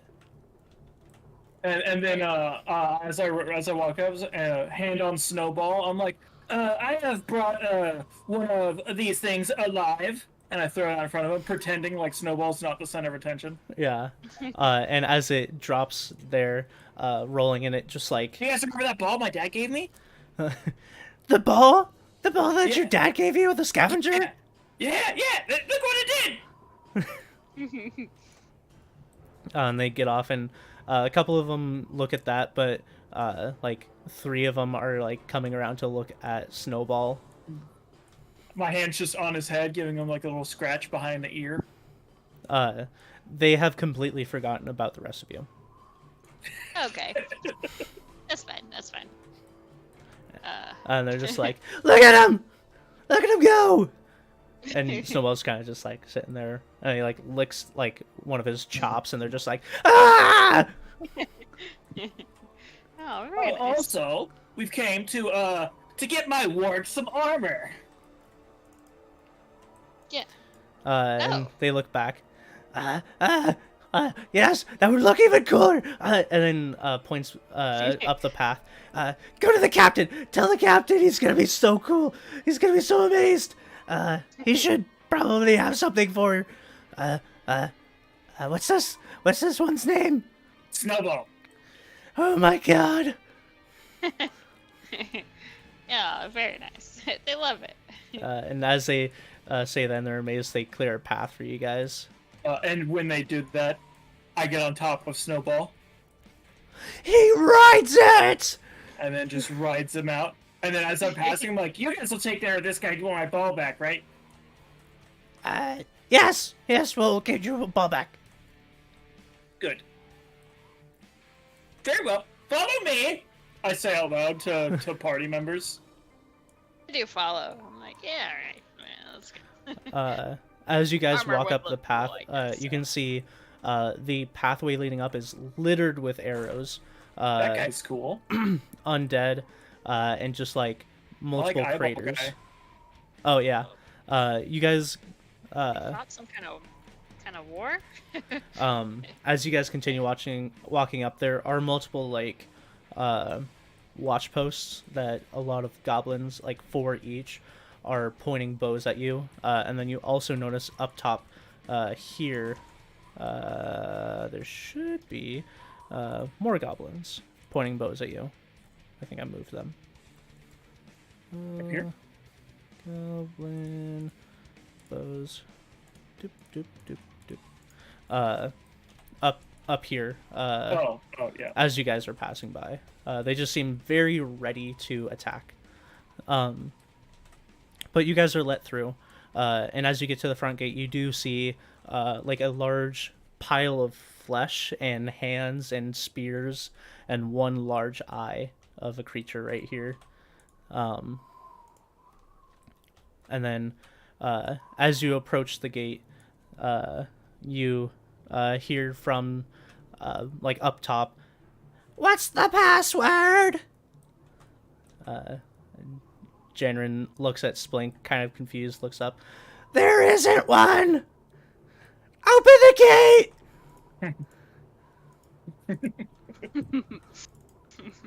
As one of the gates cranks open. As me and Janren are walking up, I'm like, "I That's the gotta best hand it question. to him." And pointing back at this thing. That's good stuff. Get it? I gotta hand it to him. It was a double pun. You guys continue I'm like looking walking. around, Yeah. like, damn, the undead war isn't looking great, and these guys are just silly. We've been doing this since I was 6. I'm just kidding. We've been fighting monsters since that long. These undead are new. You guys walk in and you see a community of goblins, all just bickering, fighting. As you walk in, you hear on the wall just like, "Oh, that was my roll. That was my roll. You messed up." And just like random What are you conversations. doing? Sorting the moss by taste. You sort them by color. Who sorts moss by color? I love those guys. Hoover, are you also going in? Yep, I'm just following along, I guess. Okay. As you guys go in, whoops, the gate closes behind you. Inside, what you see is the goblins that you hear, and then as you look across the courtyard, you see one goblin riding on top of a warg, and Splink and Janrin recognize this as Snubsuck, the leader of the riders. Snapsuck is so cool.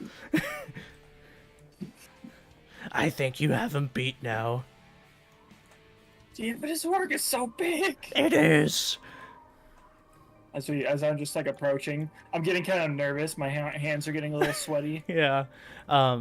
You see a Snubnuck is riding his warg, definitely just trying to look cool. But as he looks down at you, he says, Splink, I see you have a new companion. Oh yeah, I found these guys in a cave. We're helping them, and they're helping us take on the. You're talking about Snowball here. Yes, I don't care about them. I mean, and this is Snowball. He's 2 days old. He nods. Well,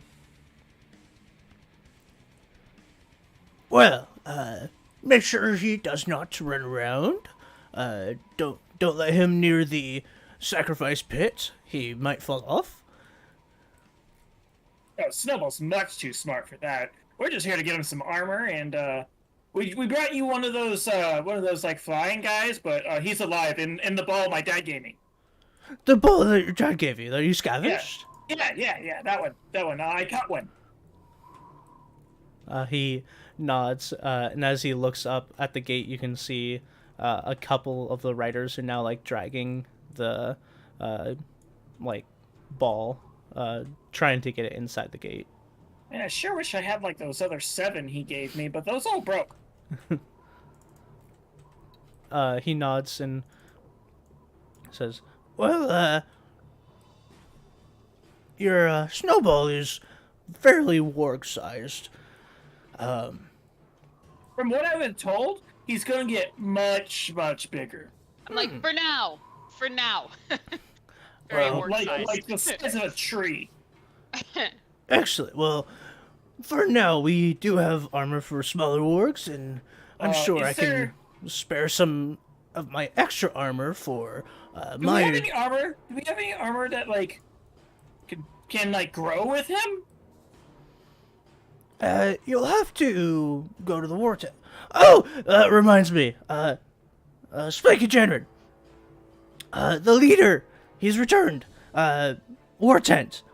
He's returned? He's returned. And Jenrid's like, the leader?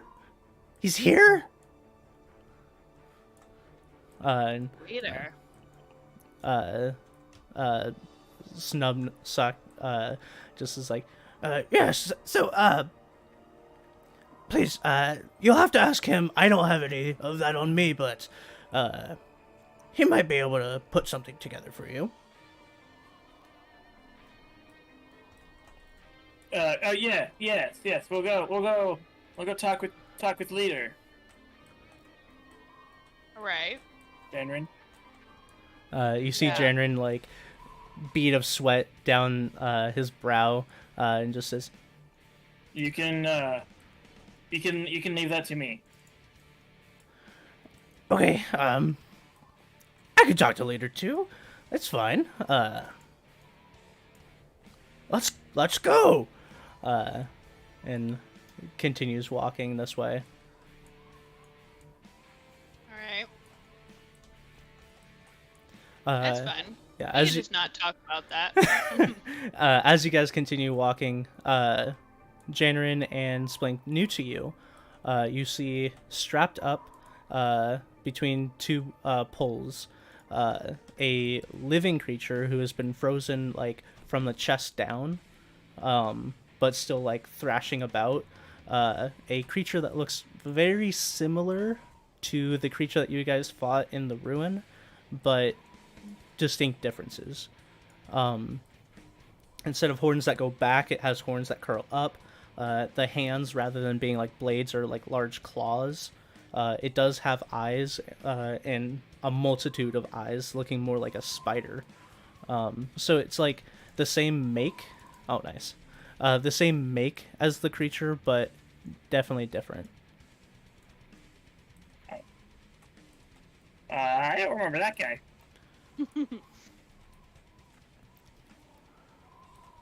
He does look really cool, though. That he does. Um, Wait. Is that... No, it's not. Alright, where's Lee? All right. And then you guys continue past him. The ladder to get up is right behind the creature.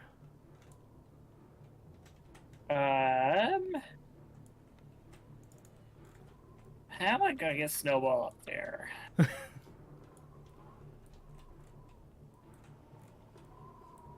Jared, I might have to go the long way.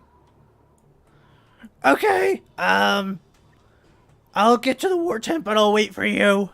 Okay, and I like come over here and I go up this ramp and I go around. Yeah, you go the long way around. As you're going around, you do see a couple of the riders putting that flying maw creature into one of the cages. Okay. And once they do, they send one of them up to give you the ball. Okay, sweet. So you do have that back.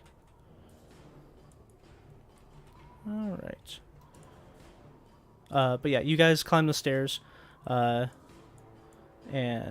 make your way to the war hut. All right.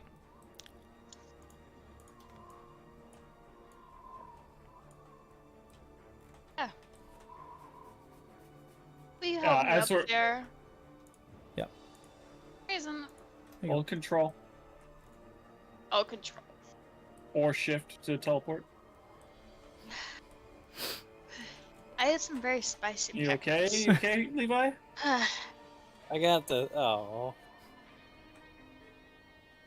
Oh, I gotta cross the bridge too. Leave out teleport you. Well, I was gonna get it, but you know, whatever. Didn't seem like As it. we're walking up, I'm like, this is our war fortress. Our wartress, if you will. Fortress. You know, I don't know what I was gonna expect here, but this is pretty developed for. Yeah, when they say hut or war fortress, you guys were kind of expecting a hut. But they walk up and it's definitely like the most secured building up here. And Jen's, 47 goblins died just building the pillars that hold this thing up. yes, very tragic, but also very funny. It was so funny. They were just like, I'm falling. Yikes. It's super funny because it all happened before I was even born. Okay. But yes, we just Probably all just passed down between elders and young. And the story is like one of the most hilarious stories we have. yes, that one and the cautionary tale of the bear. But yeah, that was the funny one. But for the 47 fallen goblins, that's by far the best. Oh lore. Oh lord. 47 fallen goblins. You're like adding in. I want And to ask about and the bear, making but notes. I really want to see this guy. cautionary bear tail. Okay. Are you ready, Danrin? Yeah, so we just walk right in there and We just talk walk to in. leader. Go talk to leader. Leader can be a little short with people. You might want to decide what you will say to him once we're in there, because I'm going to agree with whatever he says. Oh. And I'm going to agree with Janrin. So, you guys will have to plead your case if you want to make one. Wait. Okay. You know what? Guys, I like get down on their level. I feel entirely confident that I can convince this guy to give us some badass expanding warg armor. Okay? This is what I'm made to do. This is the only thing I'm made to do. So, let's do this. They nod and then Janrin opens Wait, the door. I like grab the shoulder. Is there anything else we needed to talk about though? Oh yeah, the whole goblin versus undead thing as well. Good luck. Okay. Good luck! Opens the door, and inside you immediately see 4 goblins standing there, and they are kind of just talking amongst themselves, but they turn around and bare their weapons, but when they see Janrin and Splink, they kind of nod and step back. Kind of like creating. Snowball steps in, the wood creaking under Snowball's weight. And then you guys make your way to this back room, and you open the door, and Janrin goes in and stops and bows, and Splink. I also bow then. Yeah, I follow suit. Inside, you see. Salute, bow, kneel. Yeah, they do kind of all the above. Oh, I'm like following one beat behind them or something. Like, oh, this too, huh? All right. Immediately inside, you're greeted by a rough-looking goblin, longer ears than most of them, big bulbous nose, like a mohawk going back, seemingly to wearing like a bunch of like furs and spiked boots.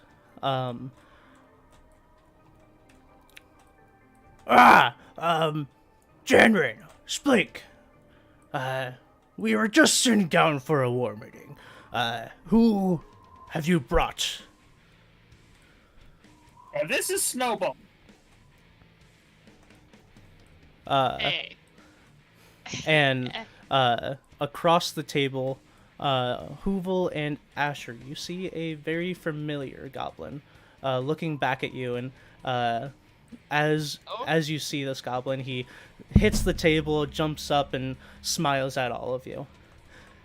Asher! Hoovel! Welcome! This is definitely a wardrobe change, but this is Ismali. Oh. The goblin that was in the shroud with you Oh, guys. yeah. Ah. Oh, cool. Wow. Wow.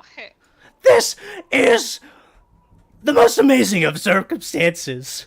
I actually reach across the table and grab his arm at the elbow, as one does with that like brotherly shake, right? Mm-hmm. And as you reach across, he steps across the table, kicking like plates and stuff aside, not even paying attention, and clasps your arm. And he says, Wow. Zograk, these are our friends. Let them in. It feels like it has They been know 2 leader? lifetimes since I've seen you, Smalley, and it may happen. Wow, that's very different. It's very different. You're on a new continent. And so are you. And you have a new body. Yeah, it's a long story. This guy does too. I like step to the side so he can just have a good look at Hoofle and his like metal ass wings now. Mm-hmm. And he takes a good look over both of you, and nods and just says, "Well, come in, eat some food," and like picks his foot up and like licks the bottom of his foot. I put my hands in something and I put it in my mouth. Okay. And I chew it. You put your hands in what looks to be like a sweet tart, and you bite into it expecting like berries and like squishy foods, and you take a few bites and then you bite into like something hard and you're like, oh. You kind of like take it out and it's just a rock, but otherwise it's very good. Okay. For someone who doesn't need to eat. It just feels, I'm like a creature of like society and like It's good mouthfeel. history. It's Is like it though? it's more of like it's what you do, it's weird to not partake. Yeah, so I'm munching, I suppose. And Ismali is going to turn around and just say, well, gather around the table. I gather it. You see as Janrin kind of like sits at this side of the table, or actually he's going to come around. He comes around and kind of sits next to Smalley, And Zarlot's gonna like awkwardly stand here at the edge of the table. I just start like shoving food into my face and like shoving food into Snowball's mouth. Yeah. And now Janarin starts like shoving food in his face too. And Ismali is just gonna say, "Well, we've been talking about what we will be doing with the undead. I assume that most of you have seen them coming in. We haven't cleaned up the bodies yet. We're planning on having a party where we just throw them all over at once and see how they tumble." I like that it's like organized like war affairs, but also like flavored goblin. Yeah. It's a war zone out there. It's looking pretty rough. How often are you getting waves of the undead? Well, we did send Janrin and Splink off to lessen the amounts that have been coming through, but soon after both of you left, we had some run-ins with flying undead. We caught one on the way up here in that ball my dad gave me. In the ball? Yeah, the one he gave me. Wow. Well, at least that came in handy. Right? Did he really give it to you? Yeah. My dad scavenged it. He gave me like 8 of them. Can he give you like the way you say it, Squint? It makes me not believe you, but it did come in handy. We have one of the flying guys. Yeah, that's my last one that I have though. All the other ones broke. Huh. I was beginning to believe they were all garbage. Okay. I mean, I did try 7 of them on that one ogre, but Yeah, it was crazy. You like threw it and it went kaboom, and then he threw it and it wrapped around it and it went kaboom. yeah. Look, Maybe this one would have worked. Damn it! I should have thrown this one too. what brings us here? We're not from around here. Ismali holds up a hand. Before we talk about why you're here, turns to look at Janrin and Splink. What is the word from the front line? What have you learned? What have you seen? One second, guys. I'm gonna hear you, but I'm gonna go to the bathroom. Okay. BRB. Well, one, these people have shown us that there's more to the to those man caves than we've previously seen. Okay. I found Snowball in one of them and hatched him, and now he's mine. Ah, so the man caves make snowballs. Yeah. I think that's their only purpose. Interesting. But this seemed to be the last. It's the only egg we saw there, so this might be the last one. Maybe if we and he turns towards Zagrak, you guys know him as the home general.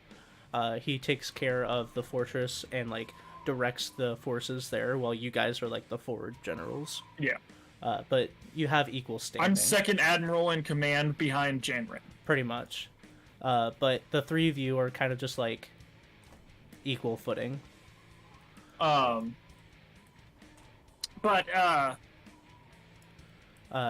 He fuck, what was I gonna say? you turn towards him after the caves This guy. or the yeah. He just says, maybe we could take a look at those other caves down south.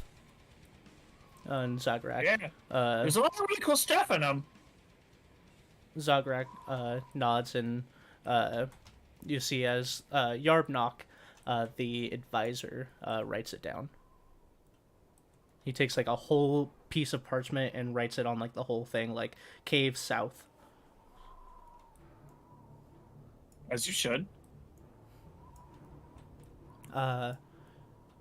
Okay, so caves are good. Gates are good.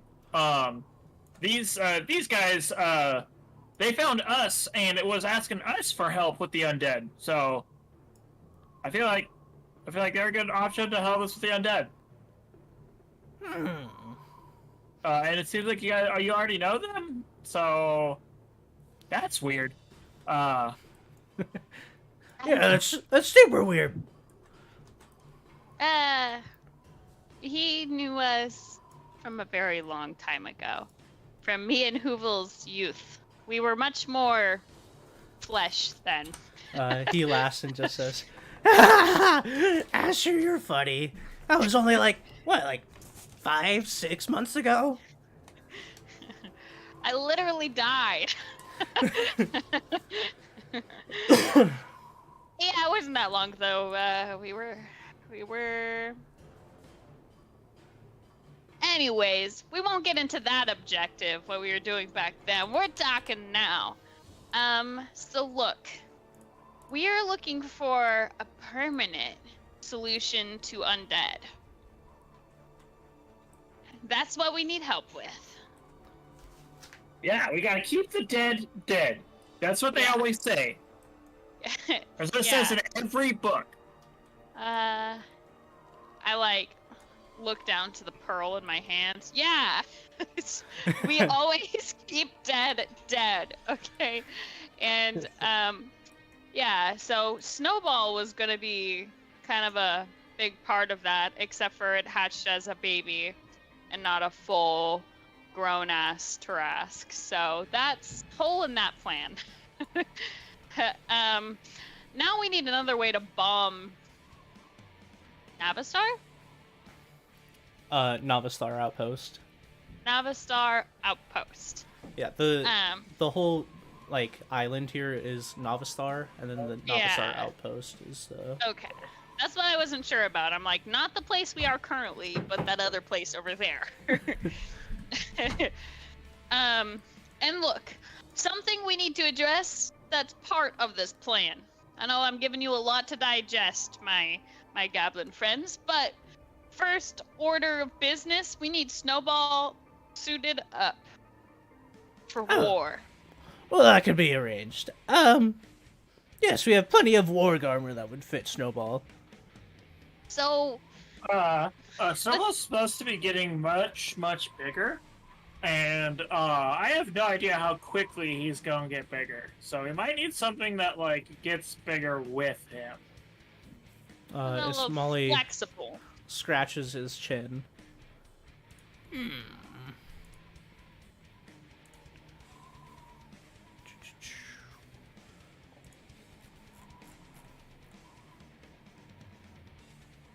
What do you think? I think this could be accomplished. It would, take a bit of resources, but if we wanted one that would, stretch with Snowball here, I could potentially craft something up. Hey, what if we use, the fleshy arm eye guy? Oh, what? Well, he's got a lot of, Flesh? stretchy, fleshy skin. It belongs to him. No, he's dead out front. Oh. I don't think it's he's not dead. Not the guy chained up at out front of the ladder, but Oh, we can use him too. I don't care about him. You know what? Maybe I don't actually care that much. Okay. I just know flesh can be stretchy. Flesh can be stretchy. True. Yeah. However this may be, this armor business. Yeah. But, any thoughts on permanent undeadening? A lot of people. Well, what I've found is, particularly good is re-killing them. Re-killing them. Good, good. But how can we, re-kill a lot of them all at once? We can lure them all to a cliffside and then push them all off at the same time. That's a suitable plan. That would work. We're good at pushing things off of cliffs, I reckon. It's just Oh, like, we do it like all the time. yeah, it sounds like it. But I was thinking originally more like alchemical explosion. Like a bomb. I look at Hoovel. Someone say a bomb? I heard bomb. Yeah, you're infamous with bombs, but we would we would need like a really big one. I can do a really big bomb. But what would you need?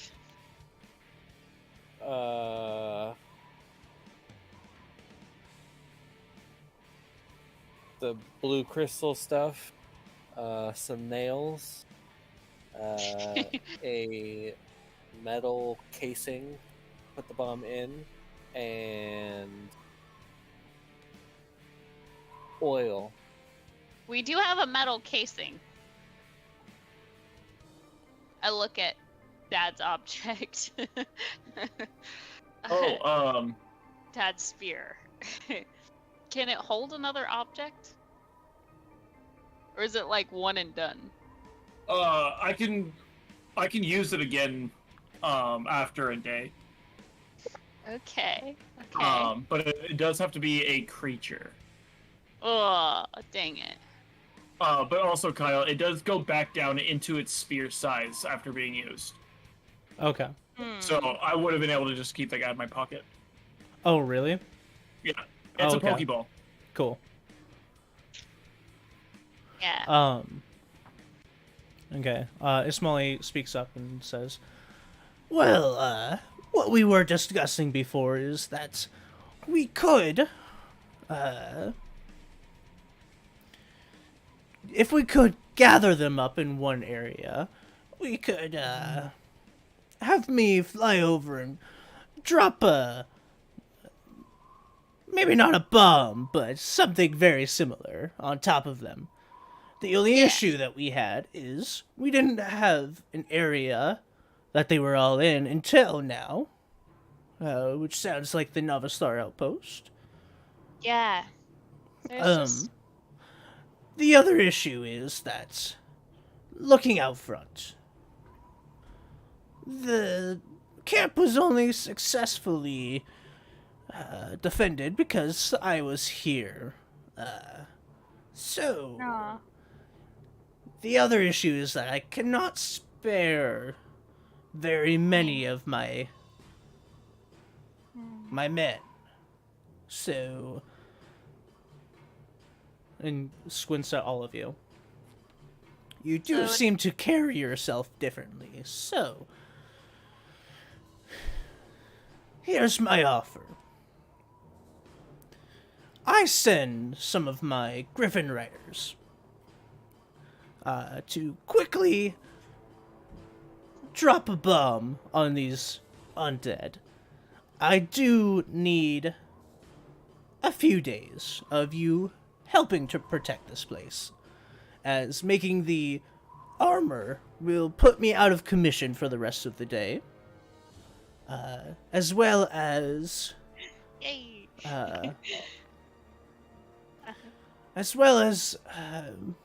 I need to know if us helping you is going to make a difference. You carry yourselves much more haughty than you used to. Yeah. Like full-blown adventurers now.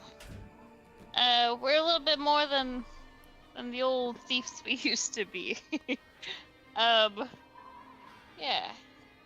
If it's not too much to ask, and it's not, I would like to test that. Oh, okay. What do you have in mind? What I have in mind is, you pick one amongst your group. I already know Janrin and Splink are quite powerful, but among the other three of you, I flex. Yes, I feel much stronger since the last time you saw me. yeah, you look swole as fuck. Very nice. I will have one of the three of you. You decide. I have not been working out. What's your plan? Alright. I eat whatever is in front of me. You're just very good at that. My offer is, I have the one of three of you fight Zograk here. And not to the death, but it will give me plenty opportunity to assess how strong you all have become. Is this like hand to hand, or is it like you've got some distance between the two? Well, as Jenrin and Splink know, we have a ritual here with anyone who is wanting to rise in rank can challenge those above them in our fighting arena. And what I propose is one of the three of you fight Zograk in this arena, and if I deem your skills to be to par, we could help by dropping a bomb on these undead. You say one of the three of us? Zarlod. I forgot about Zarlod. Not him. No, he don't fight. This would be Hoovel, but if it's close, if it's a small arena, this could be dangerous for Hoovel. Oh my god. I might have to gladiator fight somebody. He holds up a hand and says, you don't have to make a decision now, but... Yeah, can we look at the arena? Of Like, course. And says, Jenrin, Splink, take your new group around and show them about. And once you are ready, I will be waiting. But the longer you take, the longer it takes to make a decision. I will say, if you want the armor for your snowball,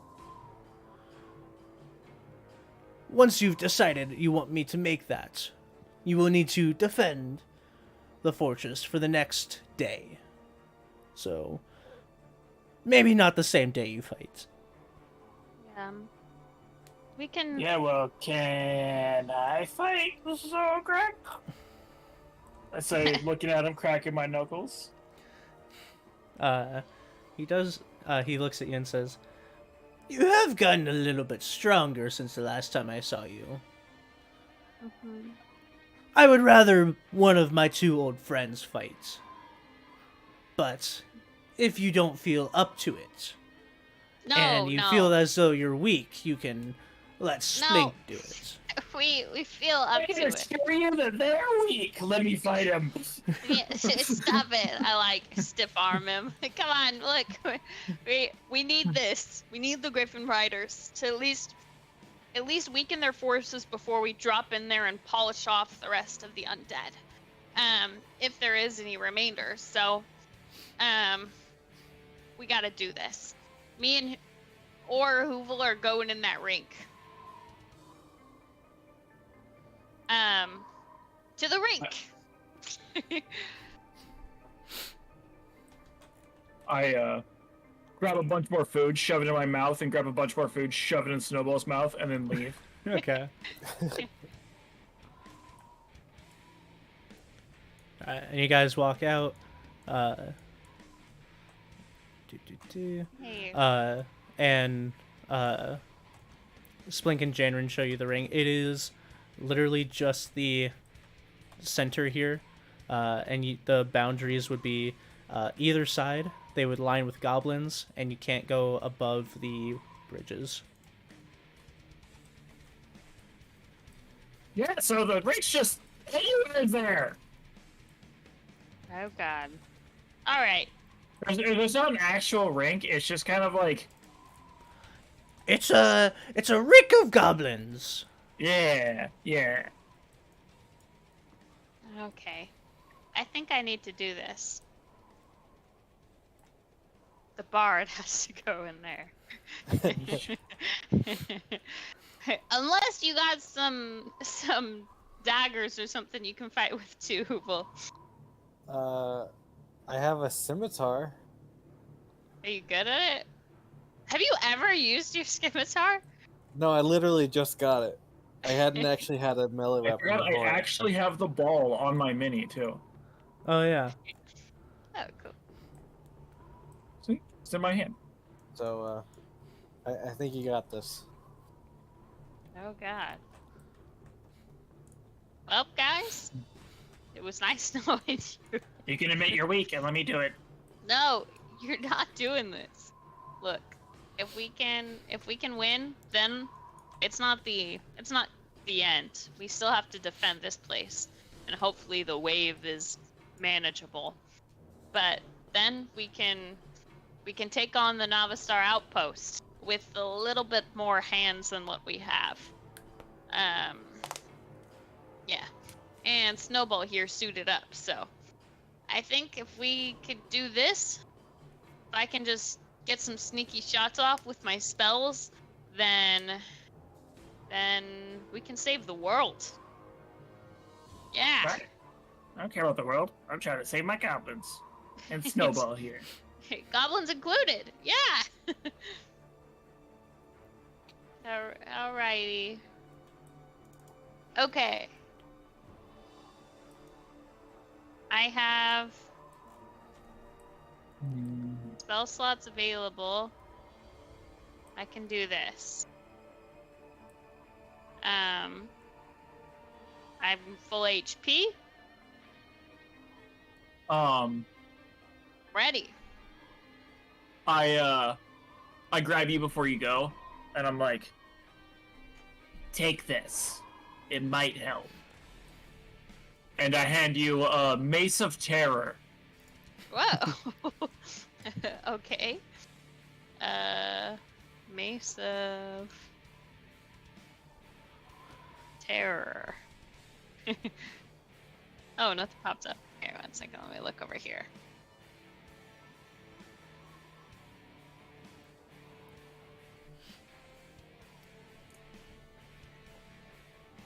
Yeah, and just so you guys While know, holding it. yeah, if you want to read it or keep it hidden, that's up to you. Now I'm about to read it. 'Kay. So this weapon has 3 charges. While holding it, you can use an action and expend 1 charge to release a wave of terror. Each creature of your choice in the 30-foot radius extending from you must succeed a DC 15 Wisdom saving throw, or become frightened for a minute. While it's frightened, creature must spend its turn trying to move as far away from you as it can, and it can't willingly move to a space within 30 feet of me. Oh, so I could essentially just push him out of the rink and win. Well, you don't know if that's a Oh. rule. Wait, if it has nowhere it can move, the creature can use the dodge action at the end of its turn. Okay. Beautiful. But looking at it, it's just a mace made out of a bunch of skulls. It's like a freaking, what is that? The forest weapon. Cool. Okay. I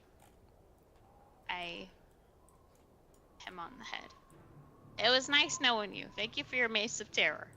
I talked really big, but anybody know what that goblin does in there? Yeah. What does he do? Yeah. Well, Zograk. He's Zograk the Beast. Oh, The Beast. probably like pack a punch, huh? He does tend to pack a punch, and he takes punches well too. Okay. Watch out for his tail. His tail? Yeah, he can grow a tail. It's pretty cool. Okay. He likes to play dirty. And by that, I mean, he's an animal. Yeah, so he normally has a lot of dirt on him. Yeah, he's just a dirty guy. I gulp and I fish around in my backpack and I like fasten something to a chain real quick and I'm like, whoop, and I lace my talisman around my neck. I have my talisman. I think that's allowed. Yeah. Yeah, Yeah. and they just say, yeah, anything goes. Literally anything. Anything goes. All right. Let's kill a goblin. Well, and you do Not remember, like kill him. you do Not remember like Ismali kill him. does say, or did say that this is not to the death. No. You know what I mean. I meant like kill it. Like, do really good. Yeah. Okay, guys. I go back in. Marching before my confidence wavers, and I say, alright, I'm ready. And Ismali turns to you and just says, are you the one that's fighting? Yes. And you're fighting right now! Yep. Excitement welling in his eyes. Yeah, let's Zograk, do get ready! We fight tonight! Yeah. I like And he just says, we will have the goblins ready! Thinks for a bit. Starts, like, counting on his fingers. Biting his Tonight? lip, like, really trying to think. It's like tonight? Before sunset! Okay. I salute and I head out.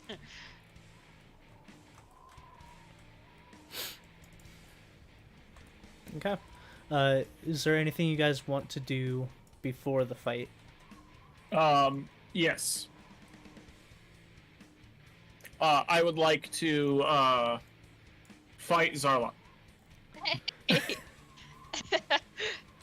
You want to fight Zarlod? No, Zardock, whatever his name is. Oh, Yeah. The guy I'm fighting to weaken him up. Yeah, Zograk.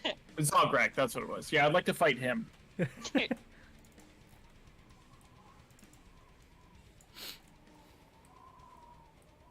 I'm assuming that's a no then? No. Normally, you guys just have one fight.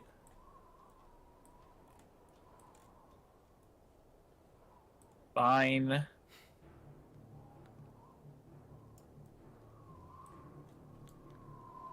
Done anything else? Nope. No. Okay. So you guys wait for a while, and eventually the sun does start to not set, but start going over the horizon. And point of note, or to note, this is the first time that you guys have like seen the sun, as you guys are now over the clouds. I have never seen the sun before. But the day turns to sunset, and throughout the day while you guys are waiting, you see a bunch of goblins like going around being like, Zograk's fighting! Zograk's fighting! And over time, you start seeing goblins start appearing around like the tops of the bridges to get their spot ahead of time. And then towards sunset, you see a bunch of goblins lining up at the bottom to make the bounds known.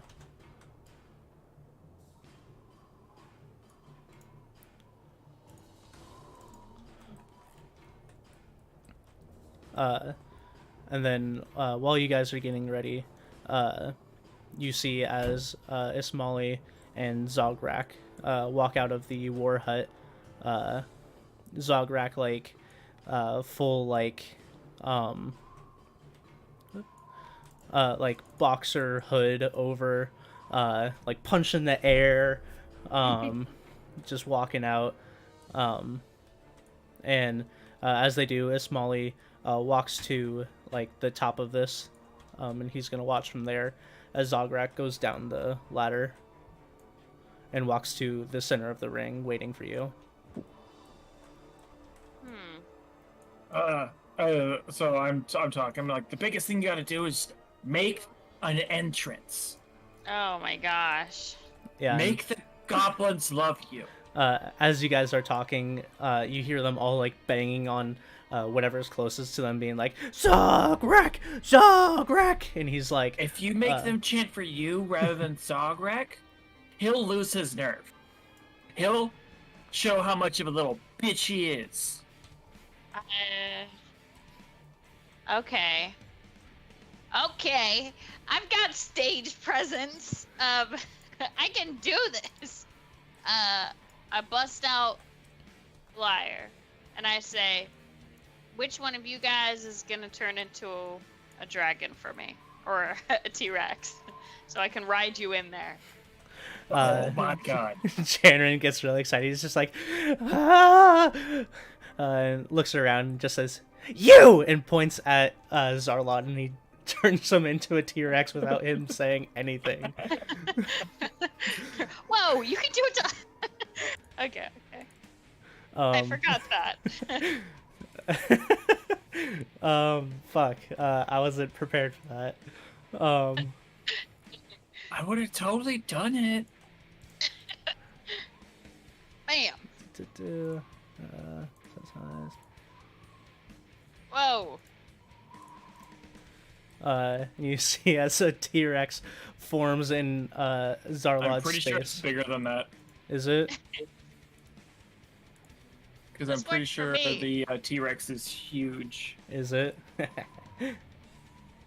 Okay, and I'm gonna start playing some as heavy metal as I can It's play huge, yeah. on my lyre. Okay. You start playing some heavy metal on your lyre. As you do, people start like looking around, seeing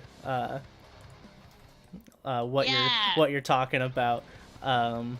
And That's exactly as you do, the music I'm going to play. Before she goes, oh,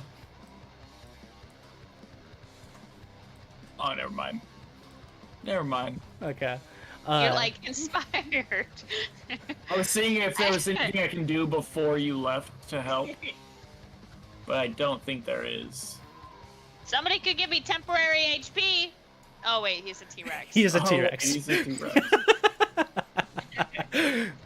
Damn it. Puts down his tail so that you can climb up. And as you do, you're standing like on the head of a T-Rex, playing metal.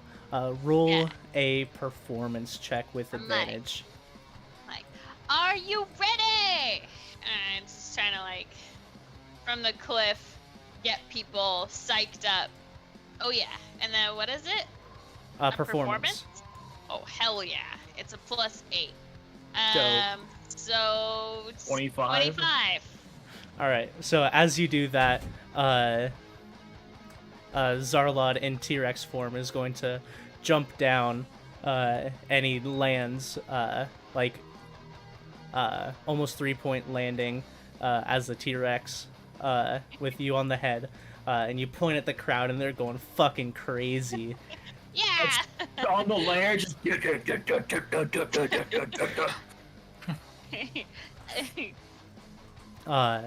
And as you climb off of the T-Rex and he walks through the crowd of goblins as they part to like stand behind them, you hear a few chants with the crowd saying, "T-Rex lady! T-Rex lady!" Okay, that works for me. And you Zograk, ride off of the T-Rex on your broom. Oh yeah. Zograk looks at you with a snarl as Snubsuck is walking around the ring, being like, "Today we bring you Zograk versus the new T-Rex lady!" And you crowd goes fucking crazy as he's like walking around in this large warg. And he just says, "The fight will begin No! As he runs off, and Zograk looks at you, points. Oh god. I'm like already backed up against a wall. As he looks at you and points, and you stop your heavy metal, still ringing in everyone's ears, but you're no longer playing. You both get ready to fight. I will end the session there, and we will begin with your fight next time. Whoa! Very nice. You're going down, Kyle. This is personal. Thank you all for joining us, and we'll see you bitches next time. See you Bye. bitches next time.